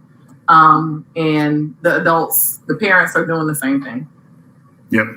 So the thing is that we're accustomed to just eating, and so our psyche is that we eat. So if we have to shift to a phase where we're not eating at all, meaning that we're just drinking mostly water, mostly cold pressed juices and water, and we're not chewing, that has a psychological impact. So if you're going to go 5 days or 10 days or 15 days or 30 days or 40, 50, 90, 100 days, that has a big impact. And so you have to prepare for that. So the first thing I want to talk about from a practical aspect of juicing is a mental preparation. So here's a video of me because, just to let you guys know, Celeste and I, we're starting a juice feast for those of you just chiming in. And we want to talk about the health benefits of juicing, but we're actually going through this process even now. So let me share with you some things I did. I made a little video of myself and talking about my mental preparation. Here you go. It's about 4 or 5 minutes. Hello, Good evening, and welcome to my initial video for the Juice Feast program that I'm developing. I'm Dr. Baxter Montgomery. Many of you may have seen me on our Fresh Natural Live show. And what I'm doing here is putting together a video documentary as we will start coaching individuals through a juice feast. So this video is the introductory video. So basically what I'm going to share with you in the next couple of minutes is, what I did to prepare for the juice feast. Tomorrow will be my first day of a juice feast. Now, I haven't determined how long I will go on the juice feast. Now, notice I use the phrase juice feast and not juice fast. I think of it as a feast because raw plant-based juice, and I'll be consuming mostly vegetable juices. Most of my juice will have one fruit and most vegetables, or only vegetables. And I'll go through that with you in detail as I go through the juice feast. What I want to talk about tonight is how you prepare for the juice feast. Now, it's a feast because you're consuming a nutrient of a higher quality than the normal food. I normally eat a plant-based diet, which consists of raw plant foods and also cooked plant foods. However, cooked plant foods are not as good as raw plant foods, and to some extent, cold pressed juices are a little better than even the raw plant foods because it allows the body to rest and cleanse, and it allows the body to detoxify, to rid itself of toxins that's built up over time. And so I'll talk you through some of those things as we go. I've done juice feasts over the last, 17 years or more, as short as 9 days, as long as 101 days. I don't know how long this one will be. I'll be working with a group of people, and so I'll be coaching them through the juice feast as I go through it myself, and I'll share some of that video with you. So this is the beginning of the video of that. So what should you do in preparation of a juice feast? First and foremost, you should set a time on the calendar. Choose a time on the calendar where you're going to start. That's day one. And you want to give yourself about at least a week, 2 weeks, maybe 2.5 weeks of lead time to get your mind ready, to get your body ready, to get your schedule ready for this juice feast. It's ideal that you're not traveling during that time. I've done a juice feast when I did 101 days. It included a lot of travel that brought in some extra areas of layers of difficulty. Being in airports and the like, and not being able to get the cold pressed juice the way you need to, and so on. But you want to have an ideal situation where during the time period of your juice feast, you're at home. Granted, you can't stop the world, so you may have to go to work and do various things that you normally do in your lifestyle. So just be prepared. Have your cold pressed juices ready. So many people like to juice it themselves, and I welcome you to that. I'm not one of those people. My schedule precludes me from doing that. I did try to juice myself for a couple of times years ago, and my schedule just got in the way with all the prep and the like. So I purchased my cold pressed juice from local juice places. There are about 3 or 4 places I go to that has different characters of juices, different flavors, and it keeps it interesting. Also, during the cold juice feast, I drink water. I drink herbal teas without any sweetener added, and I drink raw kombucha from time to time. And I'll share with you the different things that I do during the juice feast and how it works. So anyway, today's day T-1 day. And tomorrow morning we'll begin the juice feast. By the way, I had my last meal around 3 or 4 o'clock today. So going into the first day, I really start like about 4 or 5 o'clock the day before and move into the first day. So there's momentum going into the first day. I wanted to stop eating early in the day. My schedule precluded that. I was very busy. So I was able to have my last meal around 4:30 or 5 o'clock. So that makes a difference. So anyway, this is the beginning. I will talk to you about how I'm doing and the different things and measurements and various things as we go. I'll also give you insights on the health benefits of juice feasting, why it's important, why it's beneficial. People have questions, where do you get your protein, and so on and so forth. We'll address all of those things as you go through this process with me through my journey of juice feast. And I'll show you some of my emotional things and psychological challenges I go through during the juice feast. It all affects, we all have our own approaches to it, and we're all challenged by it in different ways. So I'll share, some of the things that I'm going through with you. So I look forward to visiting with you more, and we'll take this on together. And perhaps someday, if you haven't done a juice feast yourself, perhaps someday you can come and let us help coach you during the juice feast. All right, until next time. Okay, so there you have it. As I was listening to that, I saw a number of interesting comments in the chat that I'm going to address. A lot of very interesting comments. What I will say is that just to highlight some points I made in the video, that mental preparation is really important, and setting a time on the calendar. And the other thing I did is sort of ate some of my favorite foods. Now, of course, I eat a conservative vegan diet, but I probably ate more cooked foods than I normally eat. My diet is mostly raw, probably 75, 80% raw. So I probably bumped that 20% of cooked over the weekend. And those things aren't necessary. We don't recommend people really binge and eat a lot of junk food before they juice, because you're going to detox very heavily. But certainly you want to psychologically get yourself mentally prepared, especially if you think you're going to do a prolonged juice feast, something longer than, say, 3 or 4 weeks. And so that way you can say, okay, I'm ready to go with this, and so on. So what are the basics of juicing? I want to cover a couple of things again in this first part. So we'll cover the basics of juicing in part 1, and then we'll go in a mission, and then we'll come and talk about some of the nuts and bolts of juicing, the techniques and things like that, how to prepare, how to juice, what to juice, and so on and so forth. And so, again, this whole talk is really a part 1, because there are a lot of aspects of juicing that we really can't cover. We do cover some of the details, but what I will share with you is that, and I'll announce it, and we'll send an announcement out online, but we're going to have a new episode, a live episode for Montgomery Heart and Wellness Beyond the Script. And it's going to be a healthy lifestyle series. And so we're going to actually have people who are going through a healthy lifestyle program, on there, and we're going to be talking about our experiences. And so this Friday will be the first such episode, and I'll send out a program announcement this week. But Friday evening, we'll have our group who's going through the juice feast, and we'll be talking about our experience as we go through it. And so every Friday we'll go through that.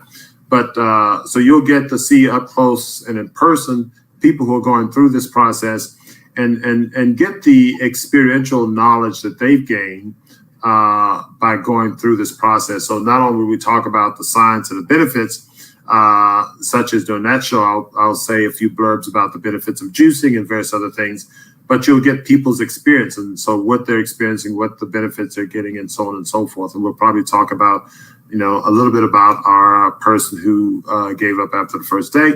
And without mentioning her, but I think, there's some things to be discussed related to that. So there are some comments, great comments made in the chat. I will address those. GMO asks, what 101 days, amazing. I need to interview for folks here in Huntsville for our wellness center. We could perhaps set that up.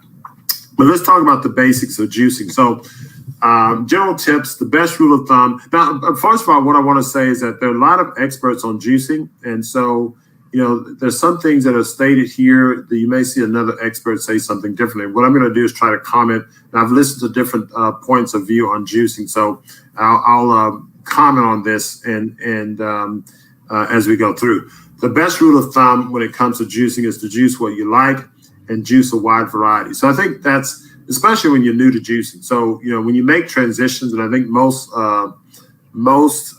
experts would agree, and this would make an any transition. So you're making a transition to eating plant-based foods versus removing, dead animal flesh and dairy and stuff from your diet. So people who make that transition early on, they're going to probably eat more processed plant-based foods than we would normally recommend. But I say, okay, that's fine, because you see it as a transition and as a stepping stone, not a place you're going to live. So if you're removing, say, bacon and eggs and cheese and butter and all that stuff, but then you may, eat a processed, tofu burger, whatever the case is, that's good because you're breaking, to some extent, you're moving in a positive direction. And so you take steps. So this is along the same lines. While you may have some experts who say, for instance, Dr. Brian Clement, who said you should do vegetable juices, you should remove fruit. He'll also say some of these other foods will get transitioned. So fruit juices are good if they help you get through the day. And my juices, when I started juicing, years ago, it was mostly fruit juice, and I'd have one vegetable juice, and even it had a fruit in it. Now my juices are mostly vegetables that may have one fruit, all vegetables, and I cannot stand the all fruit juices now. I can't stand to have a apple, pineapple, a pear, whatever juice or something like that. And now I'm getting into where I'm doing all vegetable juices, which taste better. Before they used to taste bad. So you want to do a wide variety of juices. Start off with what you like. So that's what you will enjoy it and you'll get through the process. So if you juice what you like, you'll often look forward to juicing. And if you juice a wide variety, you'll be supplying more of the nutrients that you need. So the variety is important. And variety is important even when you're eating. So that's all important as well. Fruit juices are considered the cleansers and energizers of the body. And vegetable juices are considered the builders and regenerators. So the green juices, the green vegetables, they receive the sunlight. They build energy cells, so they are very important for the body.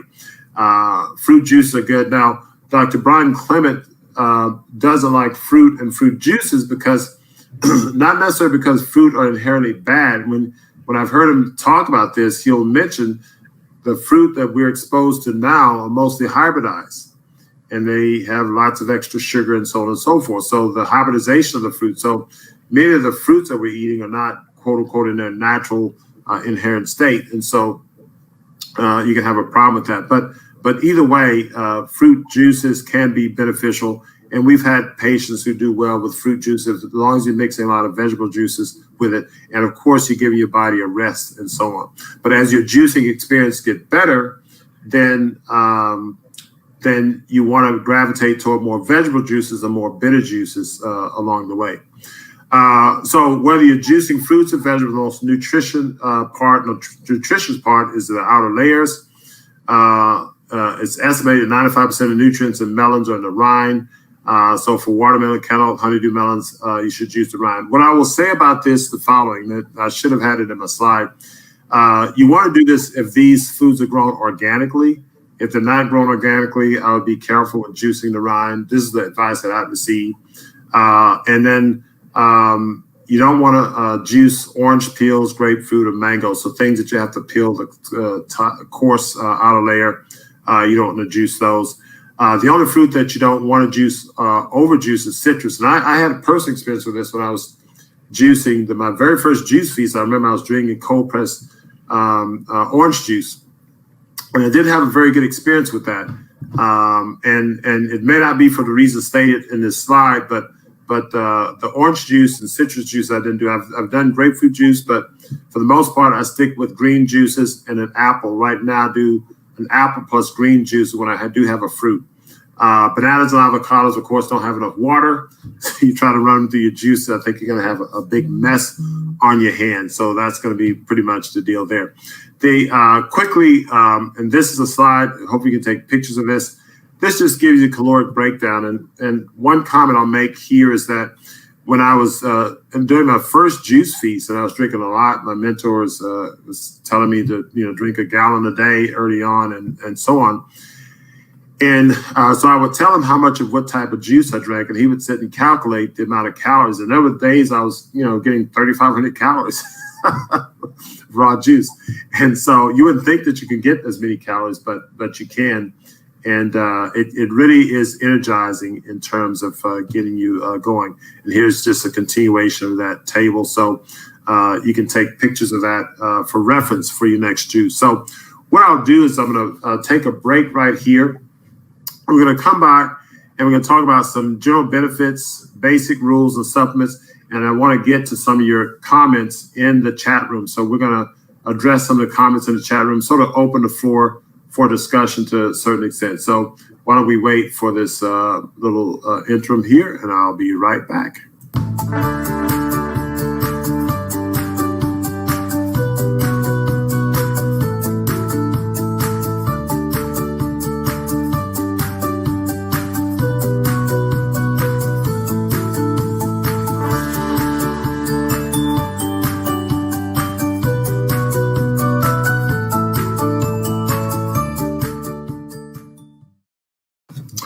Okay, so we're back. And again, just to recap what we talked about in the first segment, first and foremost, the philosophical benefits of juicing is that it approximates the fasting state. Now, again, there are places that does water fasting, and water fasting is different than juicing. However, there's similarities in the sense that you're removing solid foods. The GI system is allowed to rest. The nutrients from a raw or cold pressed juice is absorbed very efficiently. And so there are very similar benefits of juice feasting that you get from fasting. So if you think of it in that regard, the benefits of fasting or pseudo fasting are that you allow the body to heal. And this is beneficial for the individuals who are ill. And so what we typically do when we detox our patients, we put them on intermittent fasting, we put them on smoothie feasts and juice feasts. So we try to push them in a realm closer to a fasting state or closer to a situation where the GI system is at rest. It allows the body to heal. So a lot of energy goes toward healing.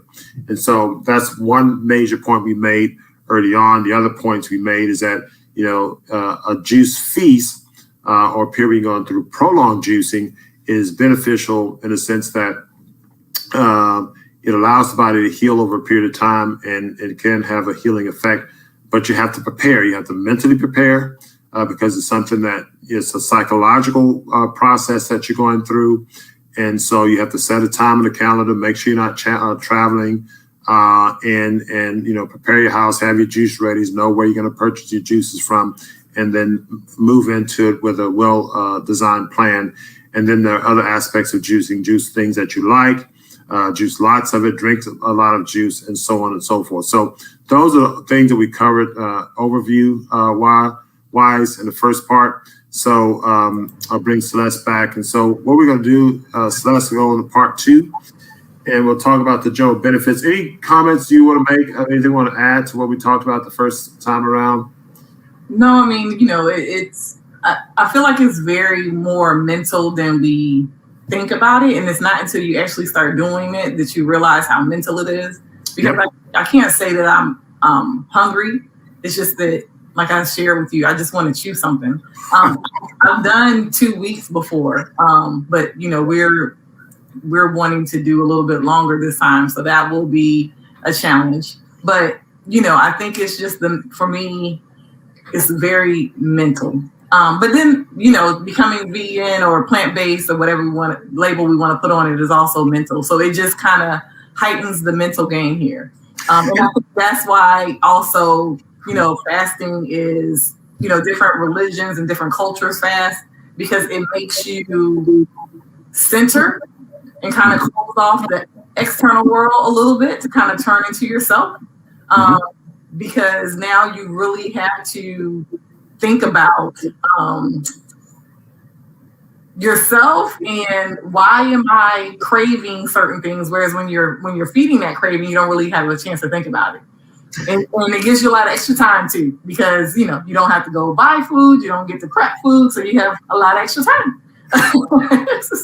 I'm glad you pointed that out. I mean, it's something that I didn't really touch in the first part of the discussion, and we really should have, because the whole aspect of going to a better diet, from a horrible diet to less horrible diet to a plant-based diet and raw plant-based, etc. It's a mental process, and the psychology. Because what we don't realize is that we don't realize that we're addicted to foods, and these food addictions are just an amazing thing. Even if we're eating a healthy diet, Yeah. You know, a so-called healthy diet, which is eating multiple times a day, is, oh, I'm eating salads. I'm eating 3 salads. And, you know, I eat salads a lot. I eat big salads. I love these salads and the healthy salads. But still, you know, it's probably more salad than I need, you know. But the point is that we are addicted to chewing.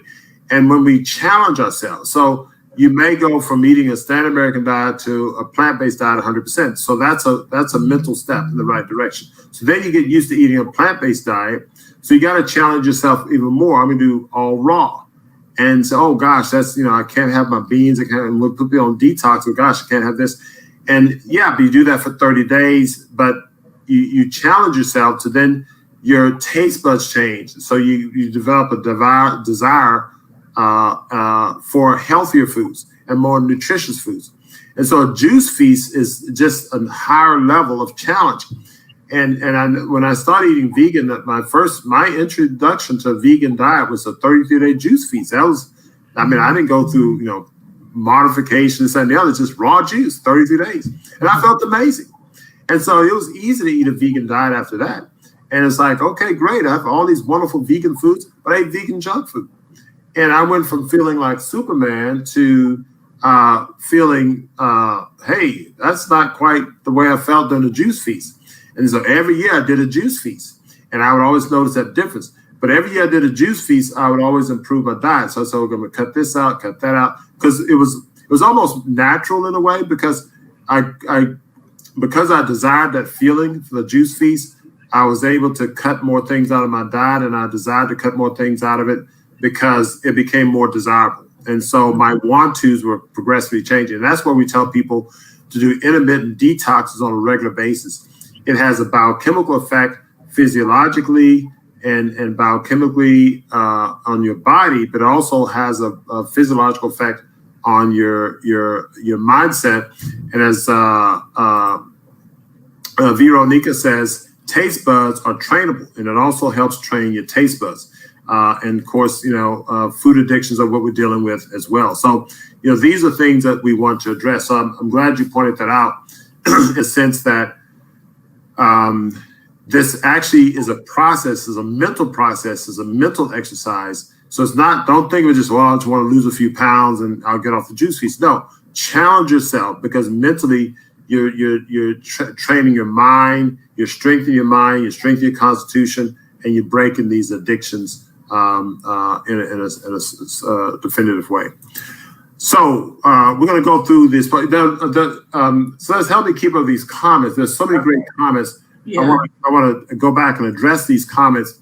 I'm not going to spend too much time on this section, but there's some important things. There's some general benefits, basic rules of supplements. So it's back up to GMO just made a comment about making sure the teas have no pesticides, so organic teas and tea bags. Yeah, I saw that earlier. So yeah, organic teas, no pesticides. And we do drink organic teas during the juice feast. And so, yes, and you should make sure you try to get organic produce. It's not always possible, but you know, again, as you work through the process, you try to get better and better each time. But yeah, great comment.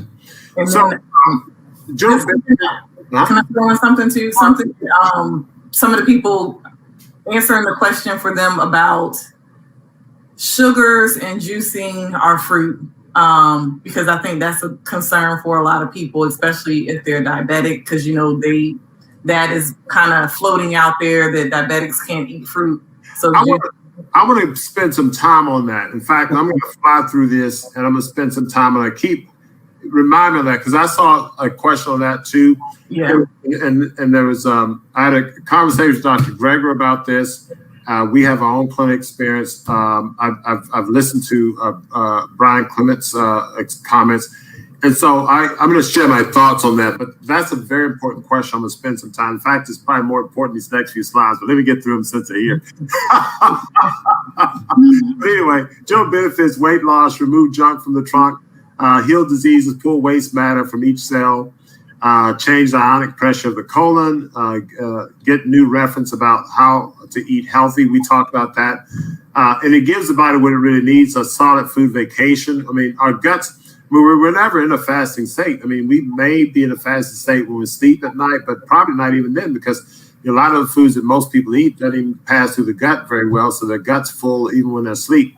And the clearer the why, the clearer the how. Not that comment's there. I don't remember the benefit. I used to know what that meant. But anyway, don't mix fruits and vegetables. I really don't subscribe to this. I do mix fruits and vegetables. This is from old thinking.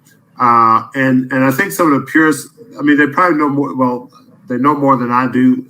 So it's probably beneficial to have vegetables alone and fruits alone. But we've had a lot of patients do a combination and actually help you tolerate the vegetables, especially during transition.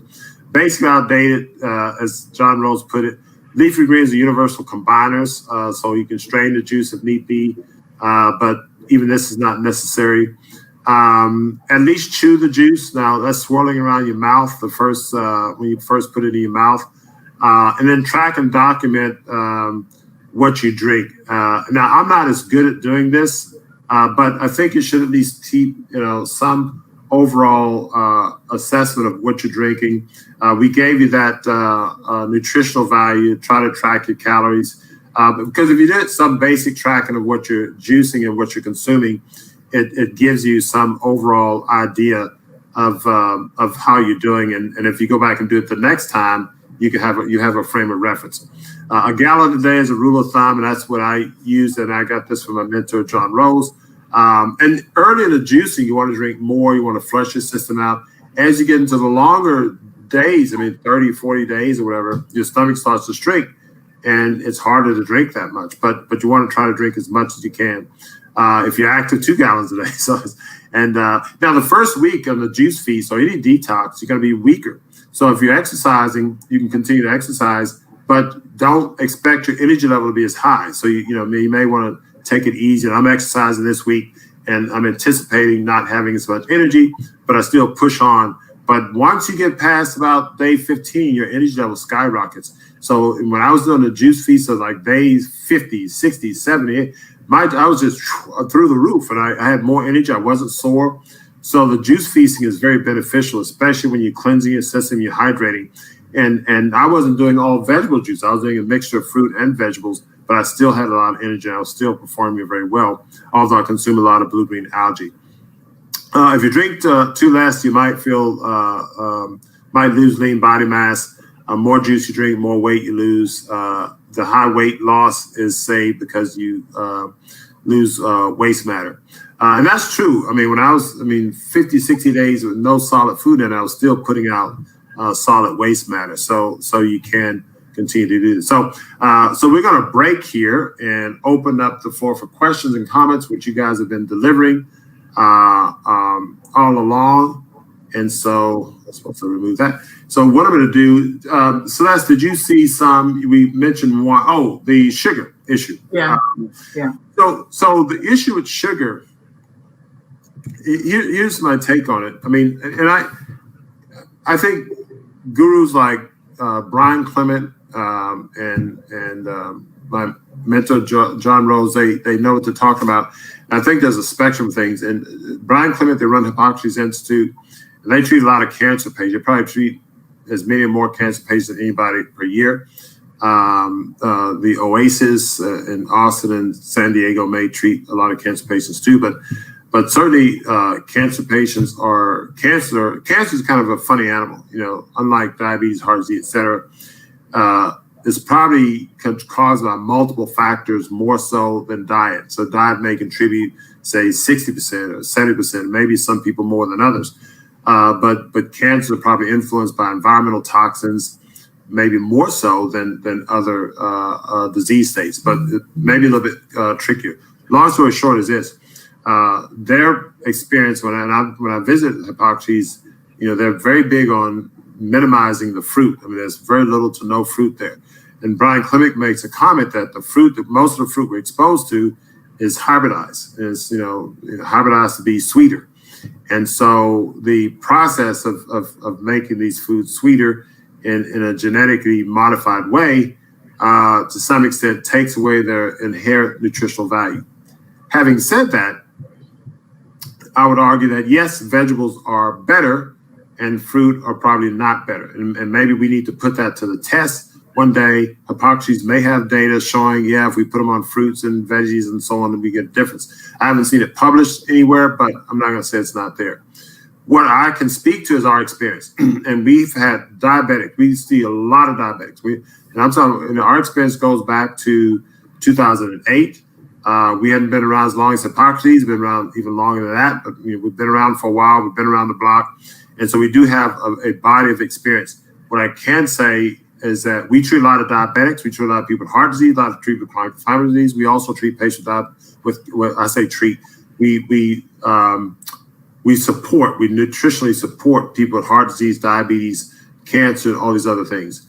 So in the context of our nutritional support of these patients with juice feasting, detox, etc., I've had no problems with our diabetics with fruit when it's raw, no problems with juice or smoothies with fruit when it's raw and cold pressed. So in fact, on a juice feast, we've had our diabetics do much better, on a juice feast, even with and without fruit. Now, granted, they eat a lot of vegetables in their juice, so it's not like it's all fruit juice. It is cold pressed. We tend to have one fruit plus veggies, but sometimes they have 2 or 3 fruits. But the point is that their juices do not totally exclude fruit.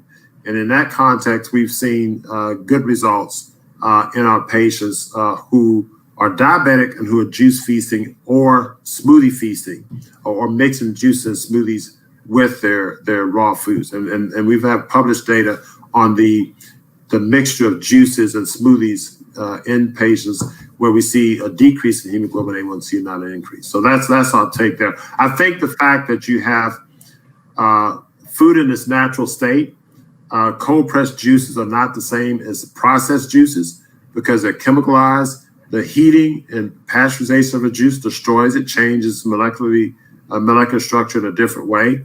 Then you have a raw juice. So a cold pressed juice is different than a processed juice.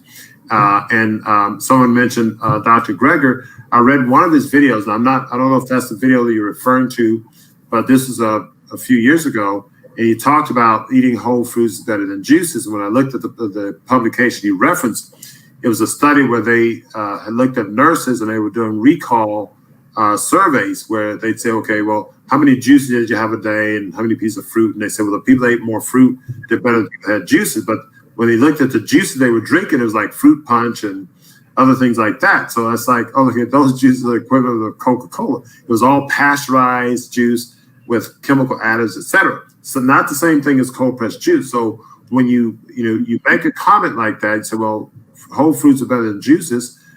There's probably some inherent, truth to that. However, if someone has no teeth and the digestive system is bad, I think the juices are better. Especially if someone is ill, juices are going to be better. So you have to put it in context, but you have to emphasize cold pressed juices, not processed juices. And we have to look at how these foods are prepared. I think I may have went on long enough. Any other comments on that? Just on the same topic, since you're there, one of the people asked about, Jean Christian asked about if you're on dialysis. Okay, good question. I had a patient on dialysis. Well, we treat a lot of people on dialysis, I'll say that. And we actually have them consume their liquids freely. But I'll give you an example. One patient I treated on a juice feast. So it was a dialysis patient. And what he would tell me is that he was always thirsty. And so, in fact, he'd wake up in the morning, his mouth was so dry, his tongue would stick to the roof of his mouth. So I put him on a juice feast. Now, he was on a volume fluid restriction of 900 mLs a day. So drinking water 900 mLs a day, he was, always thirsty, tongue sticking to the roof of his mouth. I put him on a juice feast. He still stuck to 900 mLs a day. So he didn't go beyond his volume intake restriction. However, on the juice feast, he felt much more hydrated. Never thirsty, never dry mouth when he woke up. Tongue wasn't sticking to his mouth. So the juicing he got his water it was a plant-derived water as opposed to the, inorganic water where I don't know what he was drinking, brand X that was probably acidic. I'm not sure. But a plant-derived water probably hydrates better because it gets into cells better. It's probably better structurally, molecularly structured better. So you get into the system. We talk about alkalized water, and alkalinity of the water is important, but there may be some other characteristics of water, above its alkalinity that we have yet to discover that is in a plant-derived water compared to an inorganic water. I think it's Doug, blanking on his last name, but he wrote the book 80-10-10. In that book, he talks about how we probably should drink our water more so. We probably should eat our water more so than drink our water. But anyway, a plant-derived water probably gives you some added benefits. So dialysis patients, in my experience, and a handful of patients I've treated have done well on juice feasting, and we follow them closely clinically anyway. Okay. And then Tamotha, she asked about the celery juice. So I don't know if you're familiar with Dr. Anthony Williams. He speaks highly of celery juice and has books and lectures on that. But would celery be considered a bitter? Because I think it will function as a bitter in this case. I don't know if it's technically a bitter, but all the people that I've read about and looked at juice about in my mentor, they all speak highly of celery juice. So whether it's technically a bitter or not, it's only thought to be better whether it's bitter. So. Yeah. I mean, it definitely has when you think of it, it's a cleanser. It makes you, it's a diuretic, so it makes you go. And so, and it doesn't taste sweet. Yep. More bitter. I'm gonna start doing more celery juice. In fact, I did have a custom juice made, and I had 2 shots of wheatgrass. Boy, that made me very unsettled. I sent you a text message. I had to drink some raw ginger to help my GI system. I got better though. But I had made me a bitter juice. It had celery, cucumber, dandelion greens, and kale. And the dandelion greens is the bitter one. It wasn't bad. Yeah. But see, I'm doing that so that if I do just the celery cucumber, that would taste sweet. So what you want to do, and what I'm trying to do is consume more bitter juices, etc. Faye Parker, Cheryl juice gets in the bloodstream 15 to 20 minutes. I don't know the specifics on that, but certainly it's absorbed very easily and very rapidly. And so I think it's something that it's probably true, if not faster. Any comments on that? What was that? How fast it gets into the bloodstream? Yeah. I don't know the actual numbers on it. Any? Let me know if you see any other comments I should comment. I do see something down here, but that's kind of keep going down. I think it was Shonda. Okay. Just Bernadette's talking about Dr. Batista, Dr. Walsh, Black American plant-based physicians, and their Friday evening YouTube broadcast. Yep, we actually had Dr. Batista on the show a while back. I'm sorry. Let me know where I'm going. Keep going. So she on at 7:45. Okay, 7:45. I see it. Shonda's? Yes. Okay, what if you don't really have to lose weight, i.e. you really shouldn't lose any weight? I guess you should count calories in this case. Now, that's a great question. So, I get this from people who are thin. They come in and say, well, gosh, I can't afford to lose weight, do this detox, et cetera, et cetera. Many people may know Christina Bokaram, but there are other people online who, promote raw diet, who are thin when they get to this. And so what I tell my patients, don't worry about your weight, because the body will take care of itself. And often you will lose weight, but then gain it back. And you just have to endure that weight loss. And I think, Celeste, you had some experience with that. You're these people who have the misgivings of not being able to gain weight very easily. No, it's not like that. From the outside, people think that, but when I did change my eating to plant-based, I lost. And then when I did the juice feed before, I lost more weight. And so what happens is, I'm feeling fine and I'm feeling good, but people are kind of pulling me to the side and saying, is everything okay? Right. So then I did it so long ago, I didn't have anybody to really help me out. I started questioning myself. Is everything okay? But I knew that I felt fine. So it is part of the mental game too, because, and I think before this was years ago. This is when I first got down here. I think I told you I ran into you in the office, and I said, hey, I'm doing this, but I keep losing a lot of weight. So is that bad? Is that okay? And you said what you just said. You know, your body's going to kind of drop all of that excess weight, and then it's going to come back up to where things are balanced. So yes, it is an issue, Shonda, because you kind of feel comfortable where you are and you don't feel like you really need to lose weight, but sometimes your body is telling you need to drop some of that off, and what your body does need will come back. Yeah, it's like remodeling a house. You know, you go to a house and the house probably looks okay on the outside, but underneath there's some wood that needs to be replaced and different things.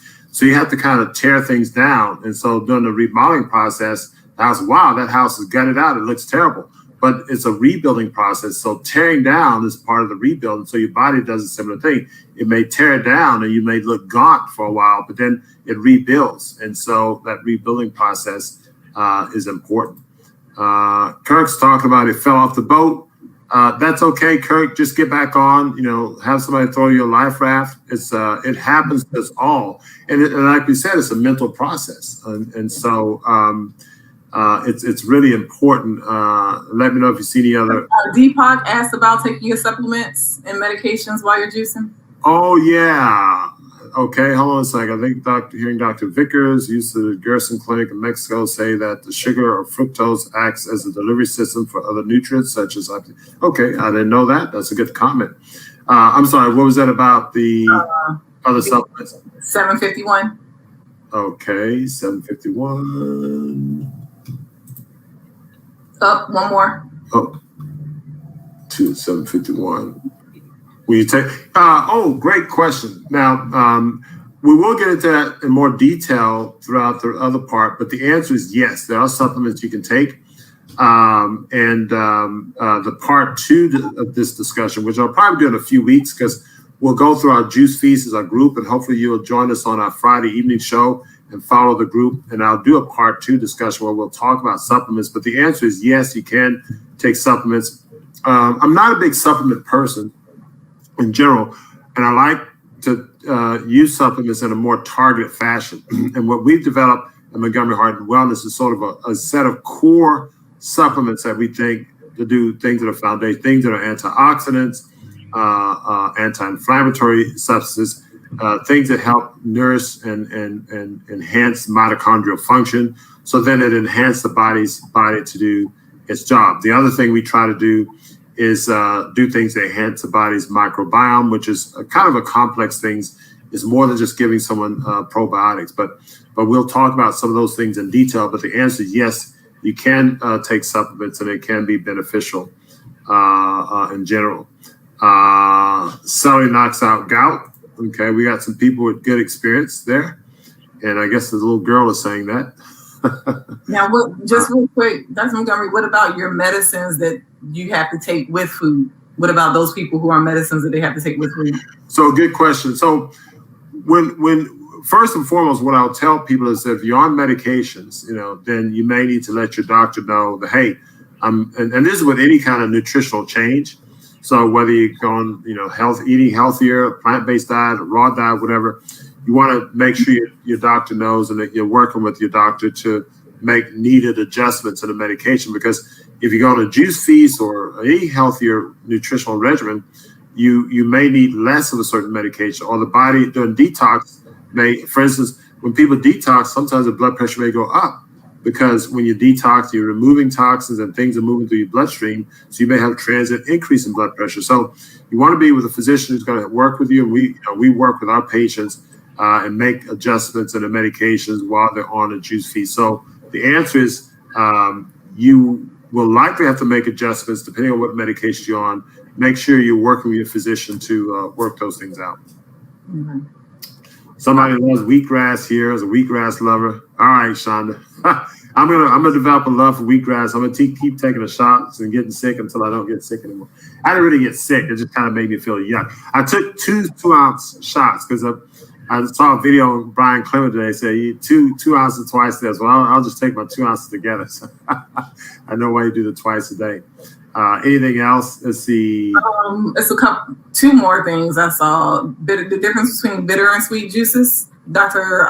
Virginia. Okay. Oh, yes. 755. Yeah. So, we're going to get into it. We actually did a lecture on bitter foods in general. What I'll say to that is the following. There are different receptors in our body, and bitter foods stimulate certain receptors. And there's probably a balance that needs to be had, but bitter foods stimulate certain receptors in our body to enhance certain biochemical and biological functions. I don't think all of this is fully understood. The other thing is that sweeter foods are tastier, probably good for calories. We tend to eat more than we desire them more. But I think the sweet foods that we consume now are too sweet. And as some people have alluded to, they've been genetically modified, and the caloric intake goes up, and so it becomes a problem. Yeah. Sean is about BMI is 18. The lowest BMI on the scale is 17, so you got at least 1 point to go. But I think if it dropped to 17, I don't think you'd drop below 17. You would build back up. But again, if you have issues and it might be beneficial for you to be coached by somebody. So we'll be talking about our healthy lifestyle series this Friday, in fact. Yeah. Use your boot camp as a guide when doing juice feasts year after week. Year after week, solid BMCs is this common.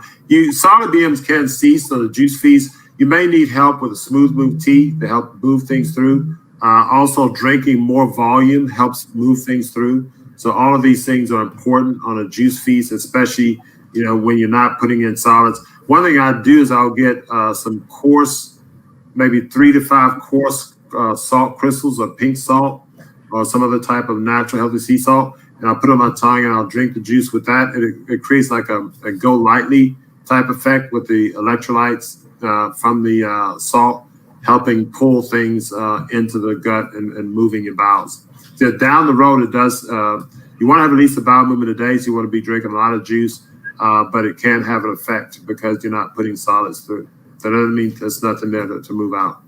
And then Deepak asked about recommended juices. Do you have any recommendations? Gosh, I'm not, since I buy mine, I haven't kept up with the juices. I've used the Breville juicer in the past, the Jack LaLanne juice in the past. These are centrifugal juices. And so, I think any juice is okay if you're drinking it right then and there. But the green, the other one we used to have is I think it's called the green juice or the green something. It's has magnetic metal plates on the grinders, and so it's not a centrifugal juicer, but it's what do you call it? I'm blanking on the term, but basically it's a grinding type juice, and so the masticating, yeah. And so it doesn't oxidize the juice. So something that's masticating or pulverizing is going to be better than a centrifugal juicer. And so that's the general type of juice. But I haven't kept up with the juicing types. But you know what? Celeste, help me make a note of that. Mm-hmm. In our later comment, I will do some research on juices and come up. And I'm sure you can do the same. But yeah, I'll talk to some. I have a Jack LaLanne also, but again, it's the centrifugal one, and I start looking into like the omegas and some of the others, but they get very pricey, and I want to make sure I get a good one, so I'm not saying I should have gotten this other one. So and if you're new to juicing, I would recommend getting something inexpensive and trying and seeing if you're going to really juice. And so if you're good at juicing, you're able to do it, you get your prep technique down, then you can escalate to something more expensive. Once you get into this whole game of juicing, you become like a juicing king or queen. But I would say, and for those also, one comment I'll make as we get ready to sign off is that I would recommend that if you're starting a juice feast, two things. one, plan to go more than 7 days. If you just go 3 days, I hope people do 3 days, 7 days. I mean, it's not against the law necessarily, but the 7 days, you're probably detoxing most of all of that time. And so when you come off, you're going to feel bad and you won't feel the benefits of juicing. I would say try to do at least 15 days. I mean, I would even recommend 30 days. Once you get past that 7 to 10 day period, you start to feel really good. So if you go 15 days, you have about 5 to 7 days of feeling a lot of energy and feeling the benefits of the juicing.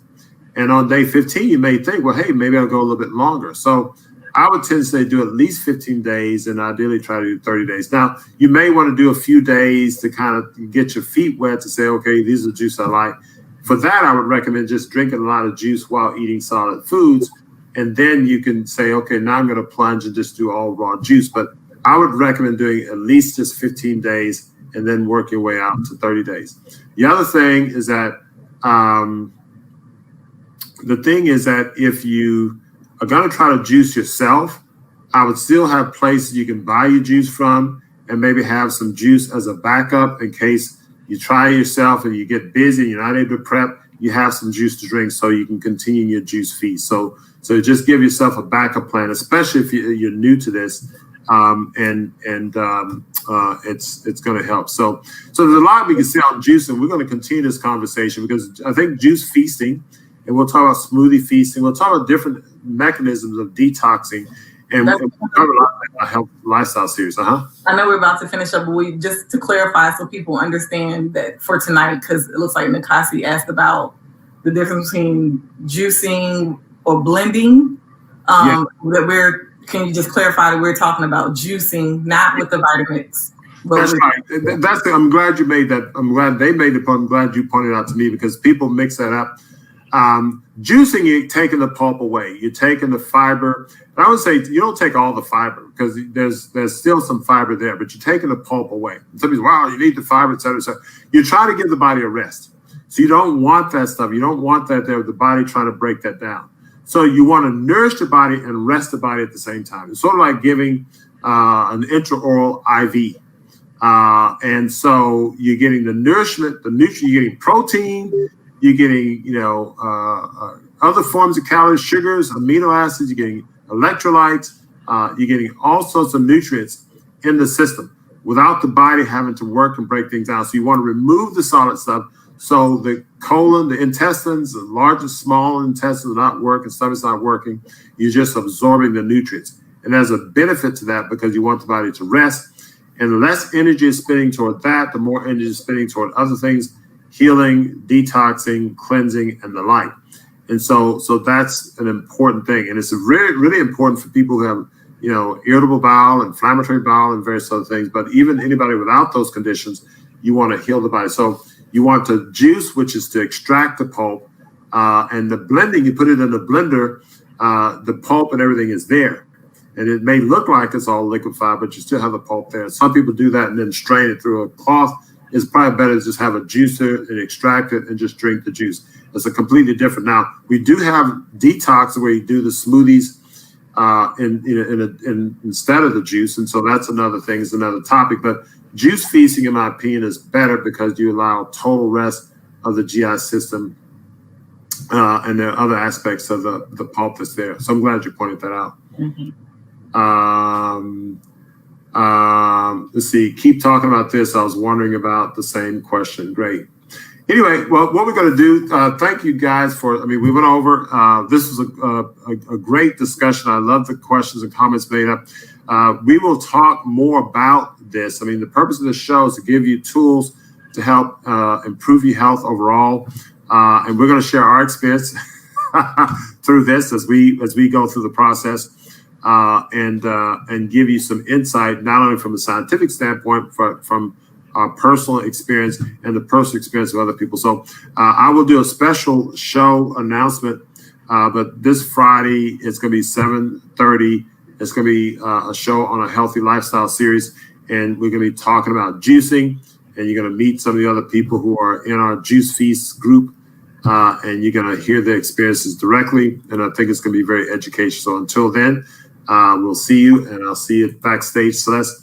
Again, as usual, this has been a wonderful show. I certainly enjoyed a lot, and I learned a lot from your comments, as well as got a lot out of your questions and the like. The important thing to realize is that when we talk about these things, a lot of people say, oh, this is extreme, it's too extreme. In my greater than 23 years of practicing as a cardiologist in the world's largest medical center, I can talk to you about a lot of things that we do that are extreme. For people who have, minor illnesses or major illnesses, I've got a patient in the hospital now. We're going to talk about doing some extreme things, to try to improve her overall health. So we do things extreme on a regular basis for sickness. So we should probably, consider doing things that are at least mildly extreme to maintain our health or to keep us from getting to that severe, condition of, needing surgeries and procedures and, having parts of your bodies chopped off. So it may seem like it's an extreme thing, but clearly it's something that I think is necessary and beneficial in a sense that, we benefit from these things. And something that seems extreme the first time you do it isn't so extreme the second time or the third time. And if it becomes part of your lifestyle integration exercise, it actually becomes a health benefit and it becomes part of your normal thing. And it helps break a lot of habits of eating bad food, eating too much, and that type of thing. And it's something that we can all benefit from. And as you get older, you want to get better in terms of what you do and how you nourish your body. You want to try to do things to improve your health, be on fewer medications, rely on surgeries less, et cetera, et cetera. So that's my take on that. But we will be talking about this topic more as we talk about other things. But until next time, I want you to keep it fresh, natural, and live.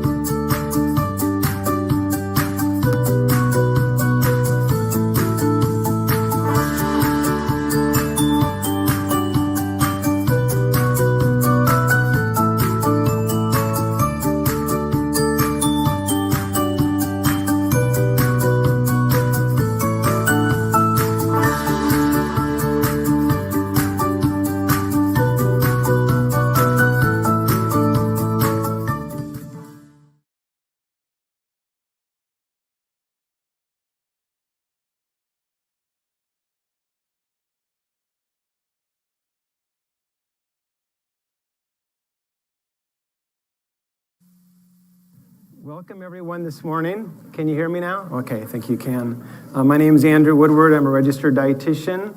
Currently, I spend my hours working at the Loma Linda Cancer Center, and I love the interaction with these patients because they're very eager to learn.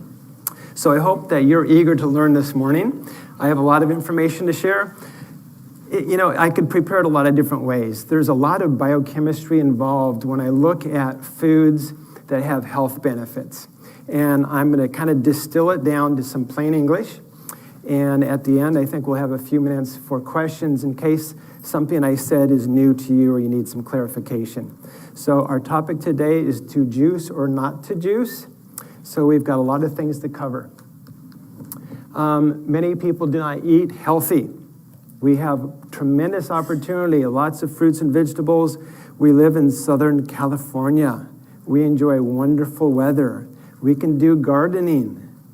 We can go to our neighborhood grocery store and purchase healthy, conventionally grown vegetables and fruits. Or if you prefer, organically grown, we have that available. I'll give you some options to consider a little bit later on. The goal is to get 5 to 9 servings of fruits and vegetables today. That's been suggested by many health organizations, but do we get those 5 to 9 servings? The standard American diet, I like to abbreviate it SAD, is high in animal foods, fats, processed foods, and carbs and sugars. And so the standard American body type shows what we eat in our diet. It tends to be a little bit on the heavy side, okay? And trust me, I've worked many, many years in weight management, and I know the ordeal, how difficult it is to lose weight.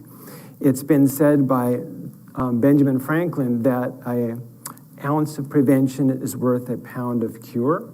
And when you're looking at attaining and maintaining a healthy diet, I believe nutrition plays a core role.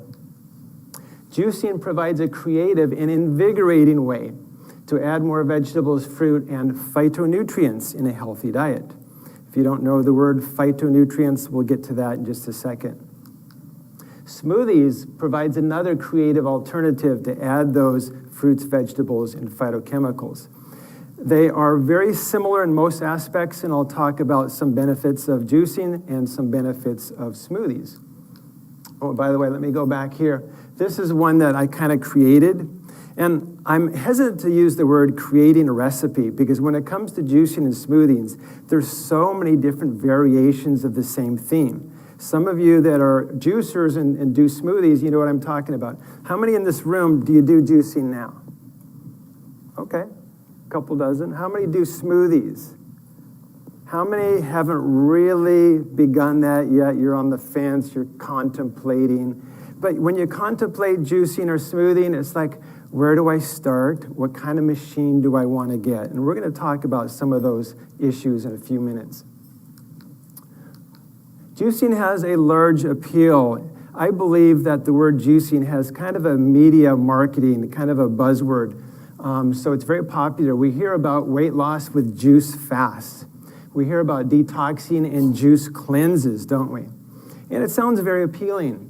We hear about raw food and the paleo diet, okay? Gerson diet. I talk to people about Gerson diet and juicing and other so-called cancer cures. We hear about when you juice, you're supposed to drink it within 15 minutes so you preserve the live enzymes. There's a lot of mystique and marketing. This movie came out. I haven't seen it yet. I tried to see it on YouTube, but I didn't want to pay 99 cents and use my credit card, blah, blah, blah. Eventually, I'll see it. This has made a little bit of a wave in terms of the desire and the phenomenon of juicing. There's a lot of people on YouTube that are eager to do this.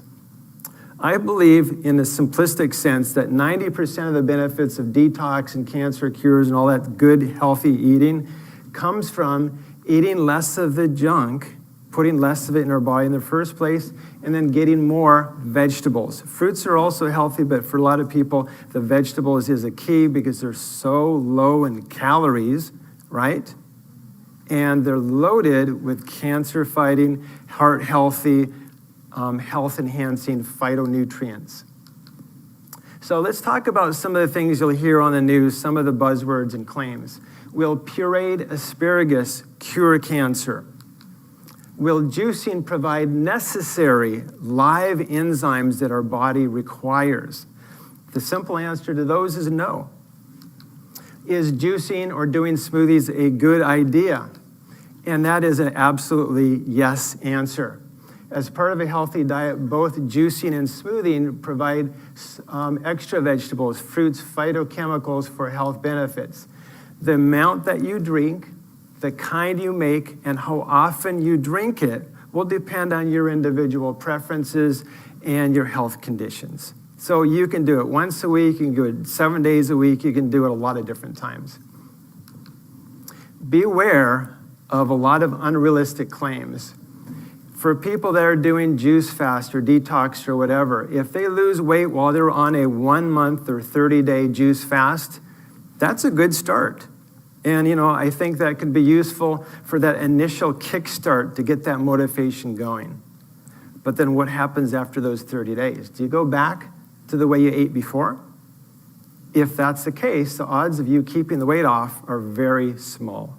So I'm going to give you some practical ideas that I think will help you start into what I think is a good, healthy habit and continue on because it's simple, it's fun, and there's a word I want to share a couple times with you. When you were young, did your mother say to you, don't play with your food? Just sit down and eat. You can't laugh. Don't play with your food, okay? My mother was the same way. For me, now I'm an adult. I'm giving myself permission, I think my mother would approve, to play with your food. Experiment with recipes. Make a lot of different things. Add a lot of seasonings. Make it tasty. Make it look colorful. Make it appealing and have fun. So my bottom line is play with your food. Are you okay with that? Okay. Let's talk about the word phytochemicals, okay? Phyto means plant in Greek.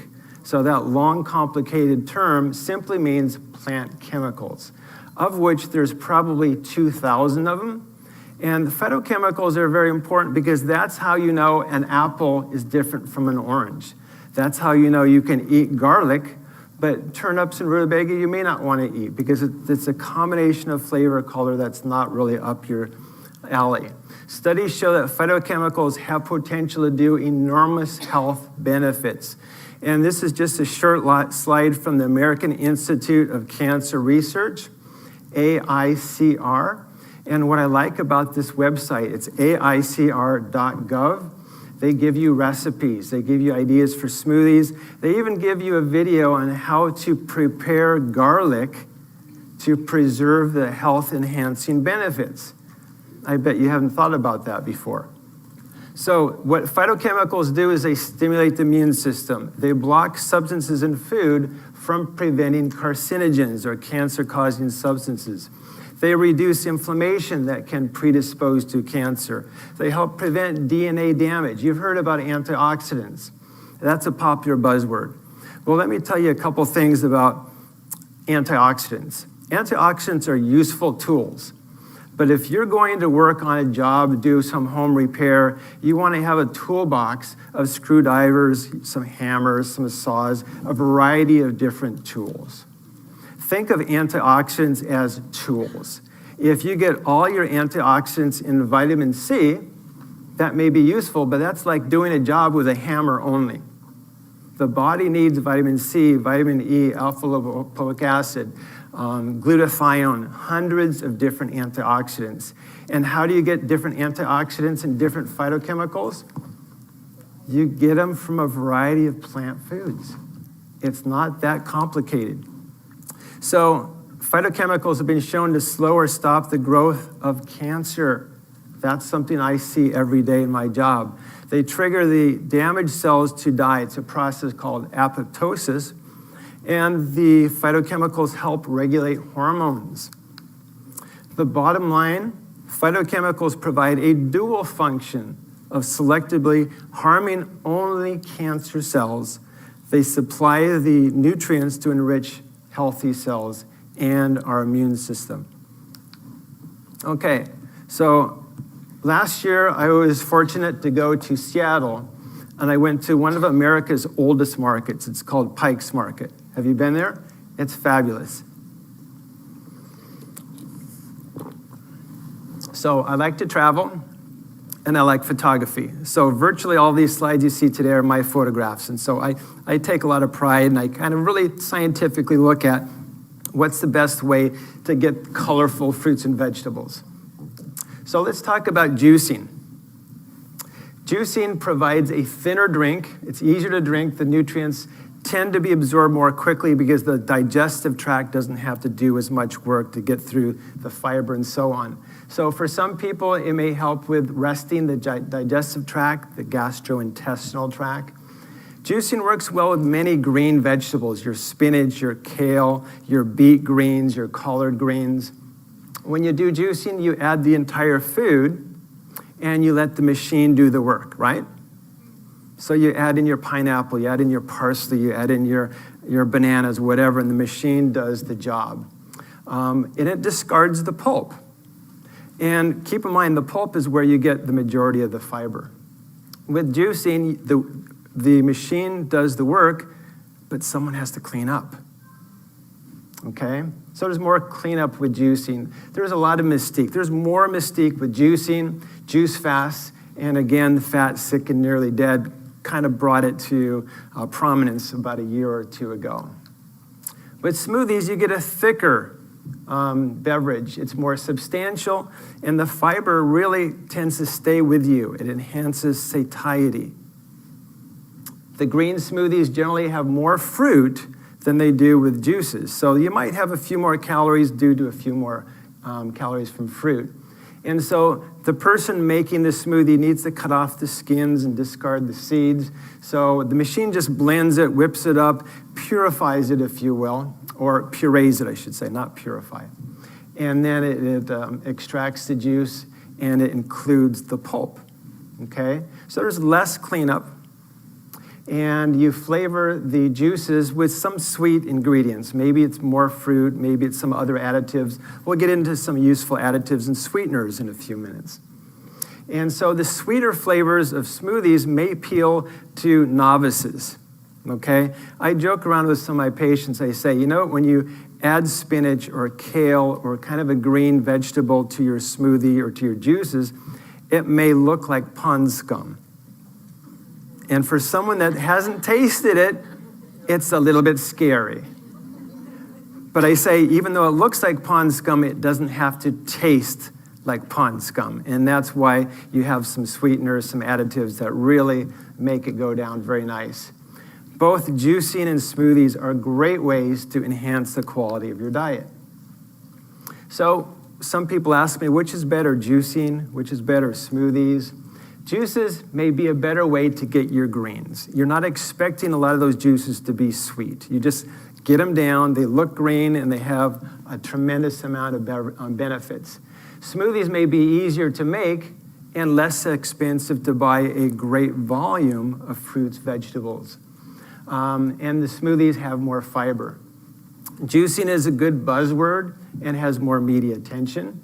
Greens add liquid vitality. That's the chlorophyll. You've heard about the wheatgrass juice. Anybody tasted the wheatgrass juice? Any connoisseurs of wheatgrass juice? Some hands went down.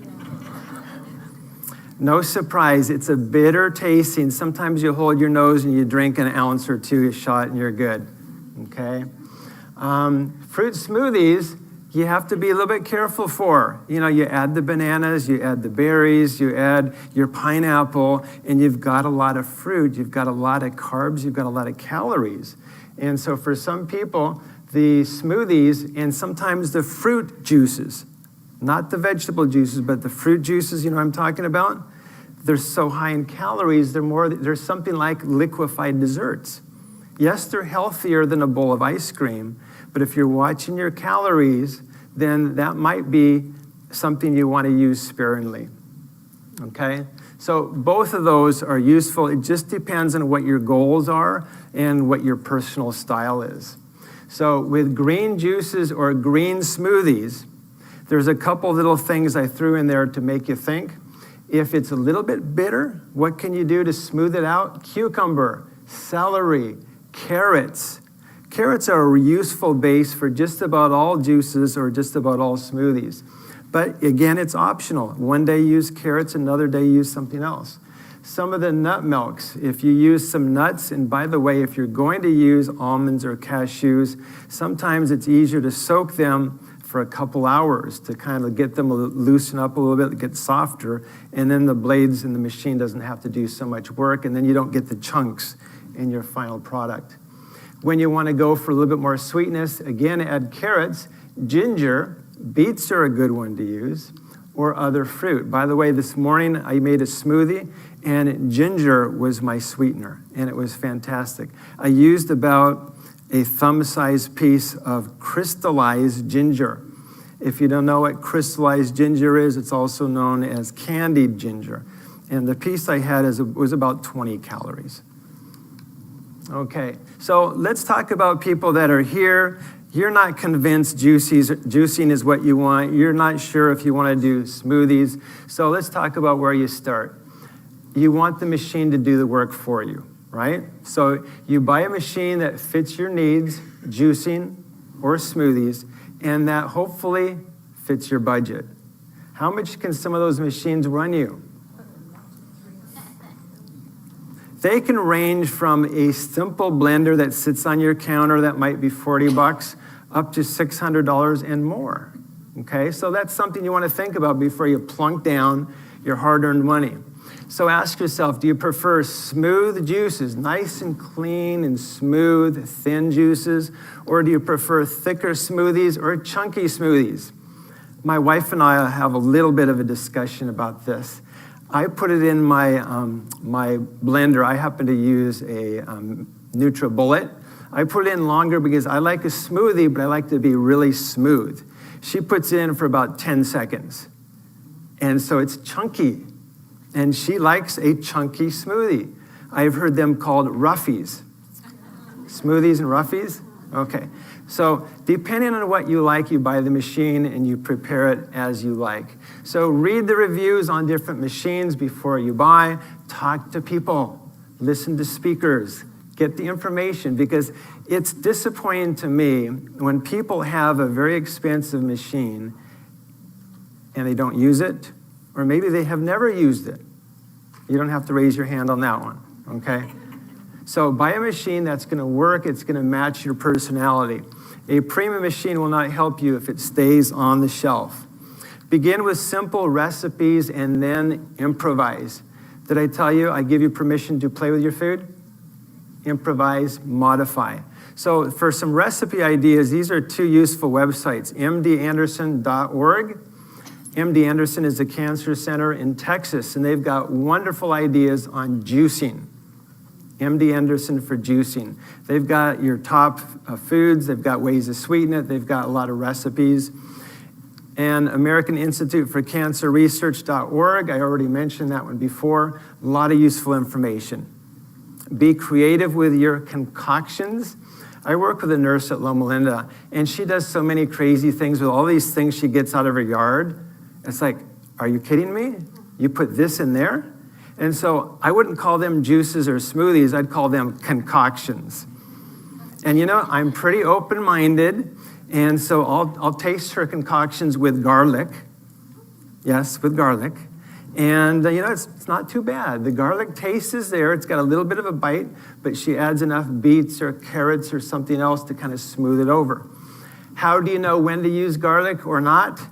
It might be a learned process. When you're starting off with this stuff from square one, it's easier to follow a recipe. And then as you gain more experience and confidence, then you can add a little garlic or add a little bit of turmeric or add some different things. Parsley is another strong one.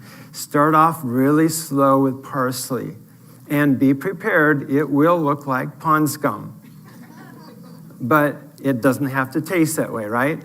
So be creative with seasonings, liquids, protein. That's one thing I like about smoothies, very adaptable. Put in your protein powder.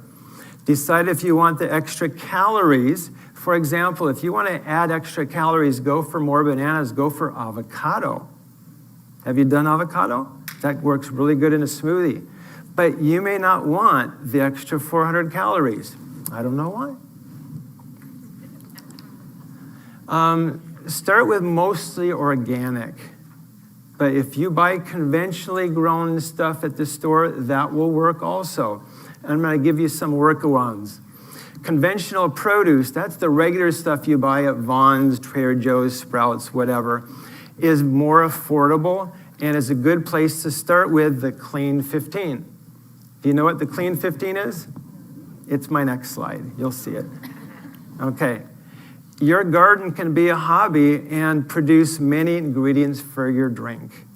So again, because we live in sunny Southern California, do gardening. And not only is it kind of fun to kind of get in with the dirt, but you can add a lot of fun things to your smoothies or your drink. The organic choices is useful. It does reduce risk for environmental contaminants, pesticides, hormone disruptors, cadmium, lead, etc. And also, the organic produce does eliminate genetically modified organisms. So if you're concerned about pesticides, if you're concerned about GM stuff, organic is a good way to go. But you do pay more, and the selection is limited. And so when you look at the Environmental Working Group, they put together two useful lists. And I've given you a copy of it here. The Dirty Dozen and the Clean 15 come from the same list. They're at opposite sides of the spectrum. The Clean 15 is the top 15 fruits and vegetables that have the lowest exposure to pesticides, hence the name Clean 15. The Dirty Dozen is on the other end. It's the 12 fruits and vegetables that have been shown to have higher association with pesticides. So my suggestion to you is if you look at this list here, Clean 15, I think you're relatively safe. Now, that's opinion, depends on who you talk to.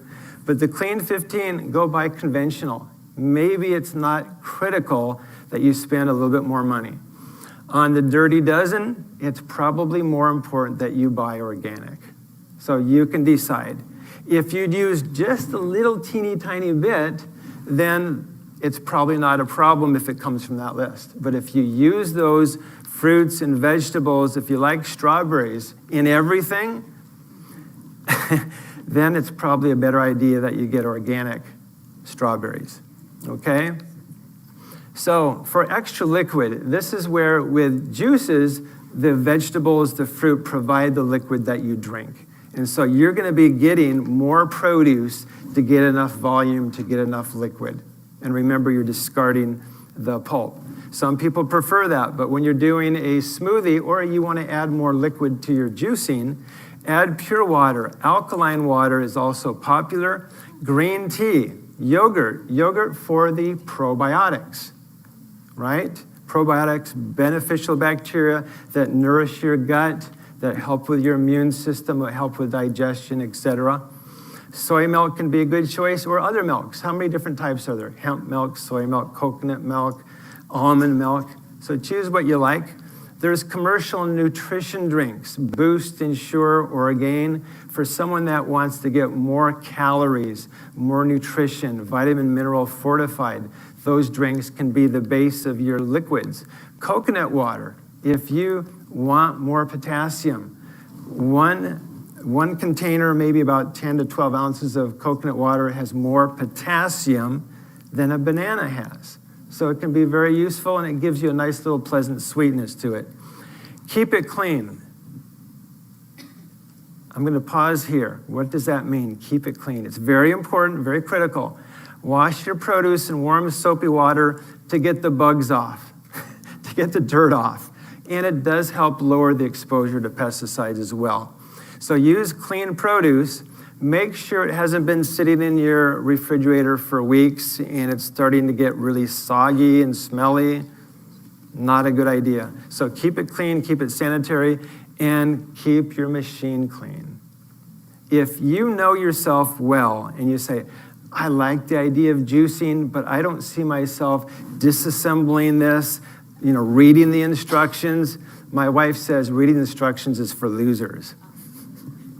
Well, maybe she wouldn't admit to that right now, but sometimes you don't want to bother reading it. You don't want to disassemble it. And sometimes juicers require that, and you have to keep it clean, keep it disinfected. What I like about the Ninja or the NutriBullet, there's two parts. I put my stuff in it, I blend it up, I disassemble it, rinse it off with hot water, I let it drain dry. Every couple days, I run it through the cycle in the dishwasher. I know myself. If I have to do a lot of extra work, I'll do it, but I probably won't do it every morning on my way before work. I'll do it later when I have more time. And that means later is the next day. No, it's the next week, and so on and so forth. So Dr. Oz, I like some of the things he has to say. I think his TV show over the last few years has gotten a little bit thin and watered down. I'll just leave it at that. But he came up with an idea that's called the Dr. Oz produce rinse. And I've got it in my presentation towards the end, so I'll leave it on that as we do question and answer. Hopefully we'll have enough time. And he says that if you use the Dr. Oz produce rinse, it reduces pesticide exposure by 95%. So you buy the conventional stuff, you buy the strawberries that are more affordable and look pretty good. You use the Dr. Oz produce rinse, you sit there for 5 to 10 minutes, rinse it off, and it's almost as good as organic, sorry. Okay, so sweeteners. We want something that tastes good. So here's my short list of approved sweeteners. You can add fruit. Fruit by itself may give you enough sweetness. In fact, for beginners, you may need more fruit, you may need more sweeteners, especially if you're selling this to your husband. selling this, I mean trying to positively influence them. If you want your kids or your grandkids, it has to taste good, right? So that's why fruit can be good. People that are more experienced may need less fruit, okay? But use a little bit of honey, use a little bit of blue agave nectar. Stevia can be good. You can get liquid, add a couple drops. You could add powdered stevia. Stevia comes from Ecuadorian sweet leaf from South America.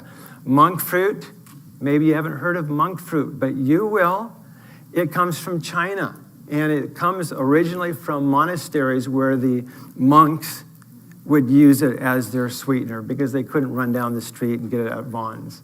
They're in China. And those monasteries, they tend to be pretty secluded. So monk fruit may be useful. Both stevia and monk fruit are totally natural. They're not processed in any way. Dates. You know, I had some dates sitting in my cupboard, and they're so sweet and loaded with calories. And it's like, I don't want to use them right now. But I thought, well, you know what? Why not make sure I take out the pit? That's important. And then use the date as your sweetener. Worked out like a charm, worked out really well. And others to use, I read an article recently in the paper about the new sweetener, coconut sugar. What about sugar cane? What about sugar beets? They both come from plants, coconut sugar. It might be less processed than regular sugar, but it's almost the same. So don't get all your hopes up. Brown sugar, regular sugar, sugar alcohols, or artificial sweeteners. If you have to use those, use them in small amounts. Okay, so what about a shortcut? Maybe you don't want to buy the machine. Maybe you don't want to go through the steps I've outlined so far. Try out vegetable juices made fresh. Go to a store that makes them for you. It might be a little more expensive when you compare ounce per ounce than doing it at home, but they do the cleanup. You don't. So the shortcut can mean go to a juice bar like Juice It Up, okay, Jamba Juice. I work in Loma Linda. The market has a Blue Zone juice. And if you come down and see me at the end, I've got 40 certificates for $1 off at the Loma Linda Blue Zone juice bar. You can go to Clark's Nutrition. There's a Clark's in Loma Linda. There's a Clark's in Riverside.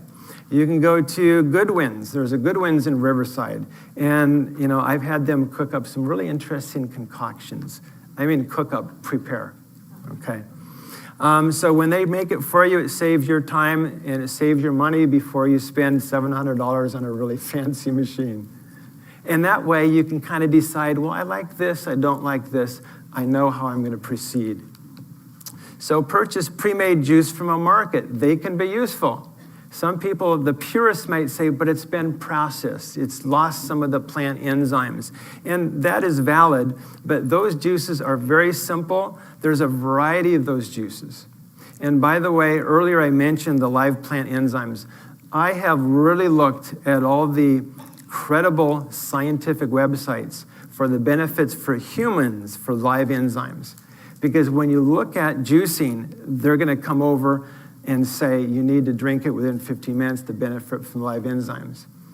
The live enzymes are critically important for the plants, but for us humans that consume the juices, those are basically fancy proteins. And you know what our body does to protein?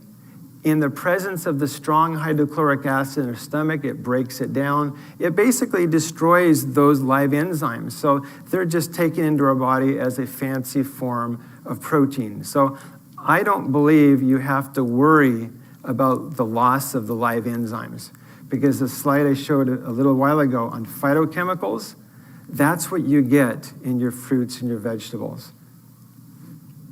So the pre-made juices, you can go to Trader Joe's even, or at Clark's, or at Sprouts, and get the green juice drink. It's got vegetables in it, it's got parsley, broccoli in it, it's got some fruits to make it taste good, and it comes in a container, and you don't have to rush through drinking it. You can have it a little bit over a few days. Vegetable juices can be very good if you're concerned about the sodium content. Find one that's lower in sodium. Okay? If you don't like the idea of buying a pre-bought jar of juice at the store, make your own or go to the juice bars and try them out.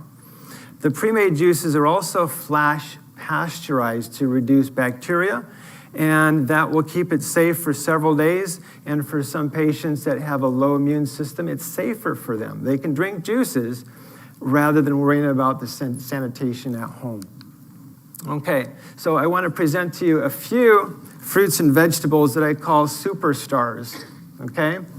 And there are literally hundreds of them, so I'm going to talk about blueberries, carrots, and kale and spinach. So blueberries, real quickly here, low sugar, low carb, low sugar, fruit with awesome color. Don't blueberries give your smoothie or juice an awesome color? It really does. In fact, when you sneak in spinach, for people that are not suspecting, you don't even see or taste the spinach. That's a good plan. It's a good strategy. What makes blueberries blue is something called anthocyanins. That's an example of those hundreds and thousands of phytochemicals that provides the colors, the antioxidants, and anti-inflammatory benefits. Blueberries reduce the risk of cognitive decline and possibly UTIs, urinary tract infections. But let me expand on that for just a second. This morning I used cranberries and cherries in my smoothie. I didn't use blueberries because I was ready for a change of pace, okay? And when you look at blueberries and cranberries, they are similar in the berry family in that they both can help reduce urinary tract infection. Cranberries have more research, more supportive background, but blueberries may be also very helpful, okay?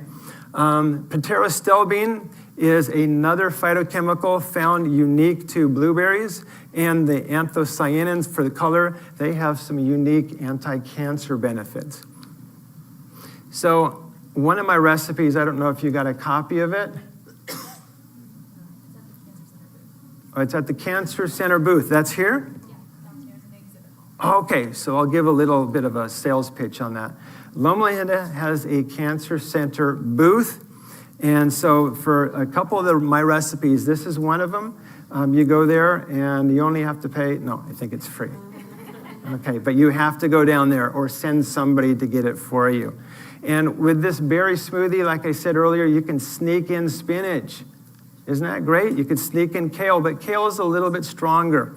And it's also very easy to modify. You could add the whey protein. Cinnamon. Cinnamon is fantastic in juices and smoothies. Ground cloves makes it taste more sophisticated, like it's a gourmet smoothie. You can add mint, green tea. You can add liquid green tea if you brewed it, or what I did this morning, since sometimes I cut corners. I didn't say lazy, so don't misinterpret this. I cut corners, so I added loose leaf green tea. You know, normally you take a pinch of it, you add it to your hot water, and you steep it for 3 to 8 minutes or whatever. I just added plain old water and threw in 2 pinches of green tea, and voila, I'm good to go. Other flavors you can add. So the berries, because of the color and the strong flavor that's sweet, you can hide a lot of different stuff. Carrots are wonderful for their bold color and their sweet flavor. The beta-carotene and other carotenoids are yellow-orange pigments and even red plant pigments found in fruits and vegetables. Those contribute more antioxidant benefits. And the carrots give you a boatload of benefits for skin, eyes, and the immune system. So one thing about juicing and smoothie is that when you drink that, you kind of feel virtuous. Can I say that? It's a reward in and of itself. You feel like, you know, I'm doing something good for my body. I'm honoring my body by eating healthy food. And when you have something that's this golden orange color, it's very striking, okay? And the other recipe that I think I have is the mango, carrot, cucumber smoothie, and that's also free at the Loma Linda Cancer Center. So carrots do have some unique cancer-fighting and phytochemicals. Falcarinol is one of them, and the carotenoids, they do have some cancer-fighting benefits. And here we go with the kale and the spinach, okay? Maybe spinach for the beginners, kale for the pros, okay? Use spinach for a milder flavor and kale for more of a kick. Both of them give you that really strong, rich green color. So if you're going for green juicing or green smoothies, this is going to be one of your starts. The beta-carotene and other carotenoids contribute antioxidant benefits. Even though they're not orange like the carrots, they're also there in the dark greens. Excellent benefits for skin and eyes. The lutein in those dark greens is really good to slow or stop the growth of macular degeneration, a cause of blindness in older adults. Excellent sources of vitamin K. And this is where people say it always has to be raw, but that's not always correct. When juicing, you're going to save and preserve a lot of the B vitamins as well as vitamin K. But vitamin K is still there even when you cook the spinach or you cook the kale. And let me just add this right now for a little balance. I'm not saying you have to juice all your vegetables.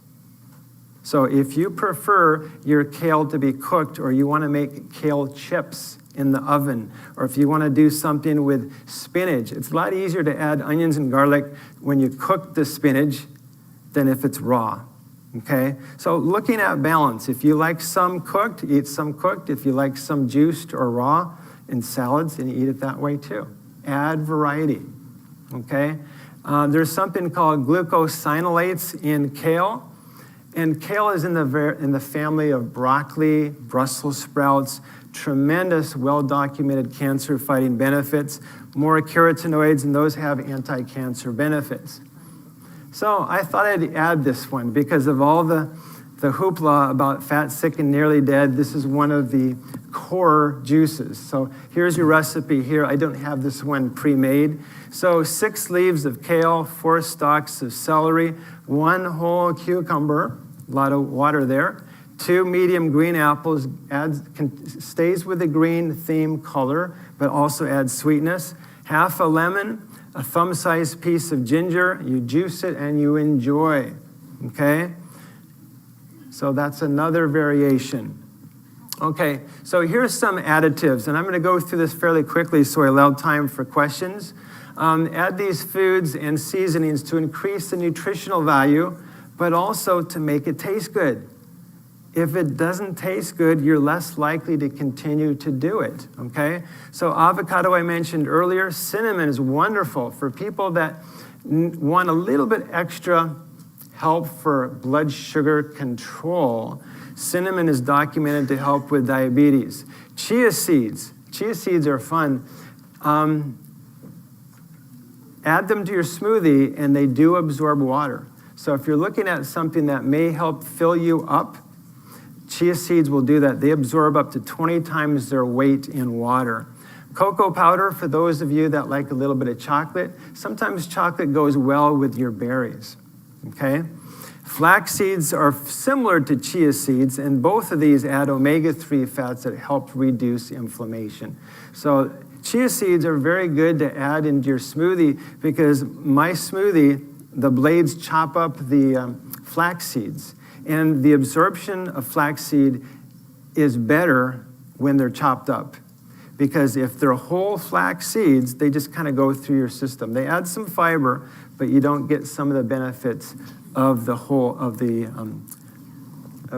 chopped up flax seeds. So those are very good. Ginger is fantastic. Hibiscus. I have hibiscus plants in the backyard, but I've also gone to Cardenas market, and you can get the dried hibiscus flowers. You can add a pinch or 2 in your smoothie for a little bit of a mild, almost a cranberry-like flavor. But it also adds that wonderful reddish color, if you want to add that too. Spirulina adds a dark green color, very concentrated, very dark, so be prepared. It may look like pond scum, but it adds some protein and some useful nutrients. Spirulina tends to be expensive, so I'm going to kind of skip through some of these pretty quickly. Sweeteners, I already talked about sweeteners. Wheatgrass, because it is a strong, bitter flavor, you're going to need something to counter that, or you're just going to drink it straight up. Your choice, okay? But a lot of people attribute tremendous health benefits to wheatgrass.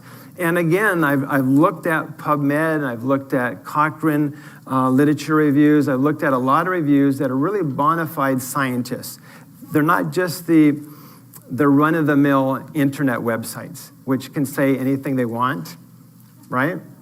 So wheatgrass adds a green color from chlorophyll, and it has a strong, bitter, grass-like flavor. It's claimed to neutralize toxins, improve digestion, oxygenate the body, and increase energy. Sounds good, but those are not supported by clinical studies. They may do a little bit of that, but I wouldn't put a lot of faith in wheatgrass juice by itself. Use it, yes, but use your spinach, use your kale, use all your vegetables, use all your fruits. Play with your food, modify it as needed, and continue to do it. And these are the more exotic ones. I'm going to skip over these, but you may hear about acai. And you know what? Acai may have more antioxidants than blueberries. It may have 10% more, just for throwing out a number. 10% more antioxidants, but it may cost you 300% more. Is it worth it? In my bank, no. So if I look at acai and I'm at Clark's or I'm at Sprouts, I may use it if it's on sale. If it's not on sale, I'll stick to my berries, my cherries, my cranberries, whatever. There's something called the amalaki fruit, very, very high in vitamin C, probably the highest dietary source. Not available in your typical market, but you might get it in a powder. Camu powder, again, vitamin C, you might find it in a powder. Moringa, I bought that, I tried it out. It gives you a little bit of the green color and taste like spinach. Don't use too much, okay? But I want you to feel like you're having fun. So that's why when I thought about different things, different additives, I thought, well, I don't want people to misinterpret these additives as in undesirable food additives. You know, you read the label and it's like, all these additives, I'm not going to bother with it. These are additives you can have fun with. They add quality and nutritional value, so you can embellish them. That's my point, okay? Now here's a few other exotic ones. Have you ever had a smoothie or juice with cayenne pepper? Anybody? What do you think? Thumbs up or 2 thumbs up? I was at a juice bar and I said, okay, it's an additive. I haven't tried it. I got to give it a whirl. And I said, well, how much of the cayenne pepper do you add to the smoothies? We don't add it. You do. How's that for a cop-out? So, you know, apparently if they add it, it might be too hot for some people. So I added a little bit, and it's like, okay, adds a little bit of a bite. It's not bad, but I don't know if I would do it on a regular basis. You could do that. Some people say that the pepper, the capsaicin, increases your metabolism, but probably only short term. It does have some antioxidant, anti-inflammatory benefits. Mint, nuts, turmeric. I did turmeric before. Not something I would do on a regular basis, but you know, you can have fun, experiment. So when you're trying something new, maybe you heard me talk about it today, or maybe someone's sharing that it's really good, consider the costs of that additive. Consider your individual sensitivities and then sample it in small amounts. Because, you know, if you add too much at first, it's really hard to take it out of your juice or take it out of your smoothies. Okay, so other tips. When your greens are starting to look a little bit wilted, you can throw them out. Most people do that, but you can cook them. Because when you cook them, you're going to destroy the bacteria, and you kind of give it a second life. So that's something you might want to consider. Frozen vegetables, frozen fruit. Very, very useful and practical. You don't have to rinse, cut. You just open up a bag, dump it in. Blueberries. Maintains the healthy anthocyanins for at least 6 months. Now, if you keep it in your freezer for more than 6 months, you don't know how much freezer burn and how much ice buildup you're going to have. So you don't want to use them and keep them in there forever. But it does save time, and it can save costs too. So use a variety of flavors to get the flavor you want and avoid getting burned out. Sometimes if you have to do a lot of work and do a lot of thinking, it's just too much work. You're not going to do it for the morning. So have fun and play with your food. People ask me the best diet, and again, I want to say this, that if you have a poor diet and you do a lot of fast food, a lot of processed foods, and you add a juice, a wonderfully healthy juice, or a wonderfully healthy smoothie, that doesn't improve your overall diet to be excellent. You want to have a healthy diet and then add the juicing or add the smoothies on top of that. So a couple of things about what I've learned about juicing. I think I've already summarized that for the most part. So let me just start to wrap this up. The goal is to get 5 to 9 servings of fruits and vegetables a day. I don't know how many people do that. I teach a class at a community college, and I'd say 90% of my students do not get 5 to 9. In fact, most of them are not even close. So this can be a way to add those. For many people, making a fresh juice or a smoothie in the morning is a convenient way. They look forward to doing that, to starting their day, to help meet those goals. Some people prefer a juice than to cook it, so it gives you some variety. Drinking the nutrition makes it easier for those who have trouble chewing or swallowing, so that's another advantage. If you consistently get 5 to 9 servings of vegetables and fruit each day, maybe you don't need to do juicing. Keep eating healthy, okay? So when you do your juicing, when you do your smoothies, focus on the colorful vegetables and the greens. That's where the typical American diet falls short. Add just enough fruit for color and flavor. Does that make sense? Better to eat the whole fruit than to juice it. So many people are drinking fruit juice this, fruit juice that, cranberry juice that. You have to factor in those extra calories and also the loss of fiber. Try before you buy. So if you come down at the end, I'll give you a discount coupon. Try a Jamba Juice, try a smoothie, go to Goodwin's, go to someplace and try a juice with beets and see how you like that. Embellish the natural additives. Have realistic expectations. Don't expect miracle cures or detox if your overall quality of your diet is crappy. I was going to say poor, but we're at the end here, okay? So if your overall diet is poor, don't expect juicing or smoothies by itself to bring it up. Have fun and be creative. So this is the ingredients for Dr. Oz's produce rinse. I'll come back to a second, but let me just pause for any questions. Okay, there you go. All right. So thank you for your undivided attention. I hope you learned a thing or two.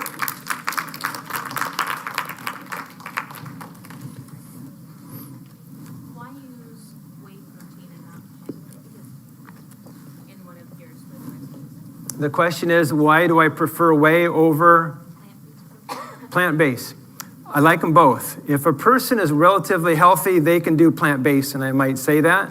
But for a lot of my cancer patients that are already under physical stress, or for athletes that want really kind of quicker gains, then whey does that a little bit more quickly. But if you get soy protein, pea protein, hemp protein is good. But I've tried with all of those, and I would have to say whey protein dissolved really nicely. Hemp protein, not so good. Other questions? Yes? Nutritionally, what is better, the chunky versus the smooth when you're blenderizing it, not juicing? When you're blenderizing your fruits and vegetables, which is better nutritionally, chunky or the smooth? It's really a personal preference. They're both useful. But I suppose if you're looking at more satiety, if you kind of chew on your smoothie, it gives you more of the psychological sensation that you've eaten a meal, or it's going to be more lasting. Yes, question? Is there a benefit to alkaline water? Well, it depends on who you talk to, but short answer, not really. Some people say alkaline water helps to oxygenate the tissues more rapidly.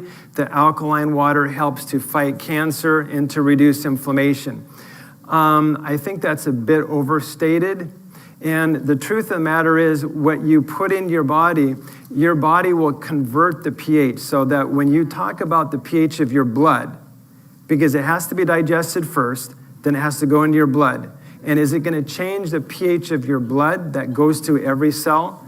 No, it doesn't, because your body works hard to keep your pH at 7.35 to 7.45, and it keeps it in that very narrow range. And so drinking alkaline water sounds good, but it really doesn't change the pH of the blood. What about using the pulp after you've juiced? When you're doing juicing, the pulp that's been extracted and removed, use that. I was going to say that earlier. Use it for muffins. Add a little bit of it to soups, so you can recycle some of that pulp that's been lost. Any other ways to get the fiber benefit in the juice by adding anything in particular? Well, that opens up a whole bunch of possibilities. People take gummy fibers and psyllium seed, but you know, eating other sources of plant-based foods, beans and nuts and whole grains are going to be a good way to keep that fiber in your overall diet. Question. Goji berries, I didn't mention them as my additives. If you find those to be affordable and you want to use goji berries, by all means, they're up there in the very high stratosphere for antioxidant value. They also tend to be more expensive, and they're not quite as sweet. So I would say experiment with that. I haven't yet, but see how it works in terms of sweetness and overall taste as well. Okay? Yes?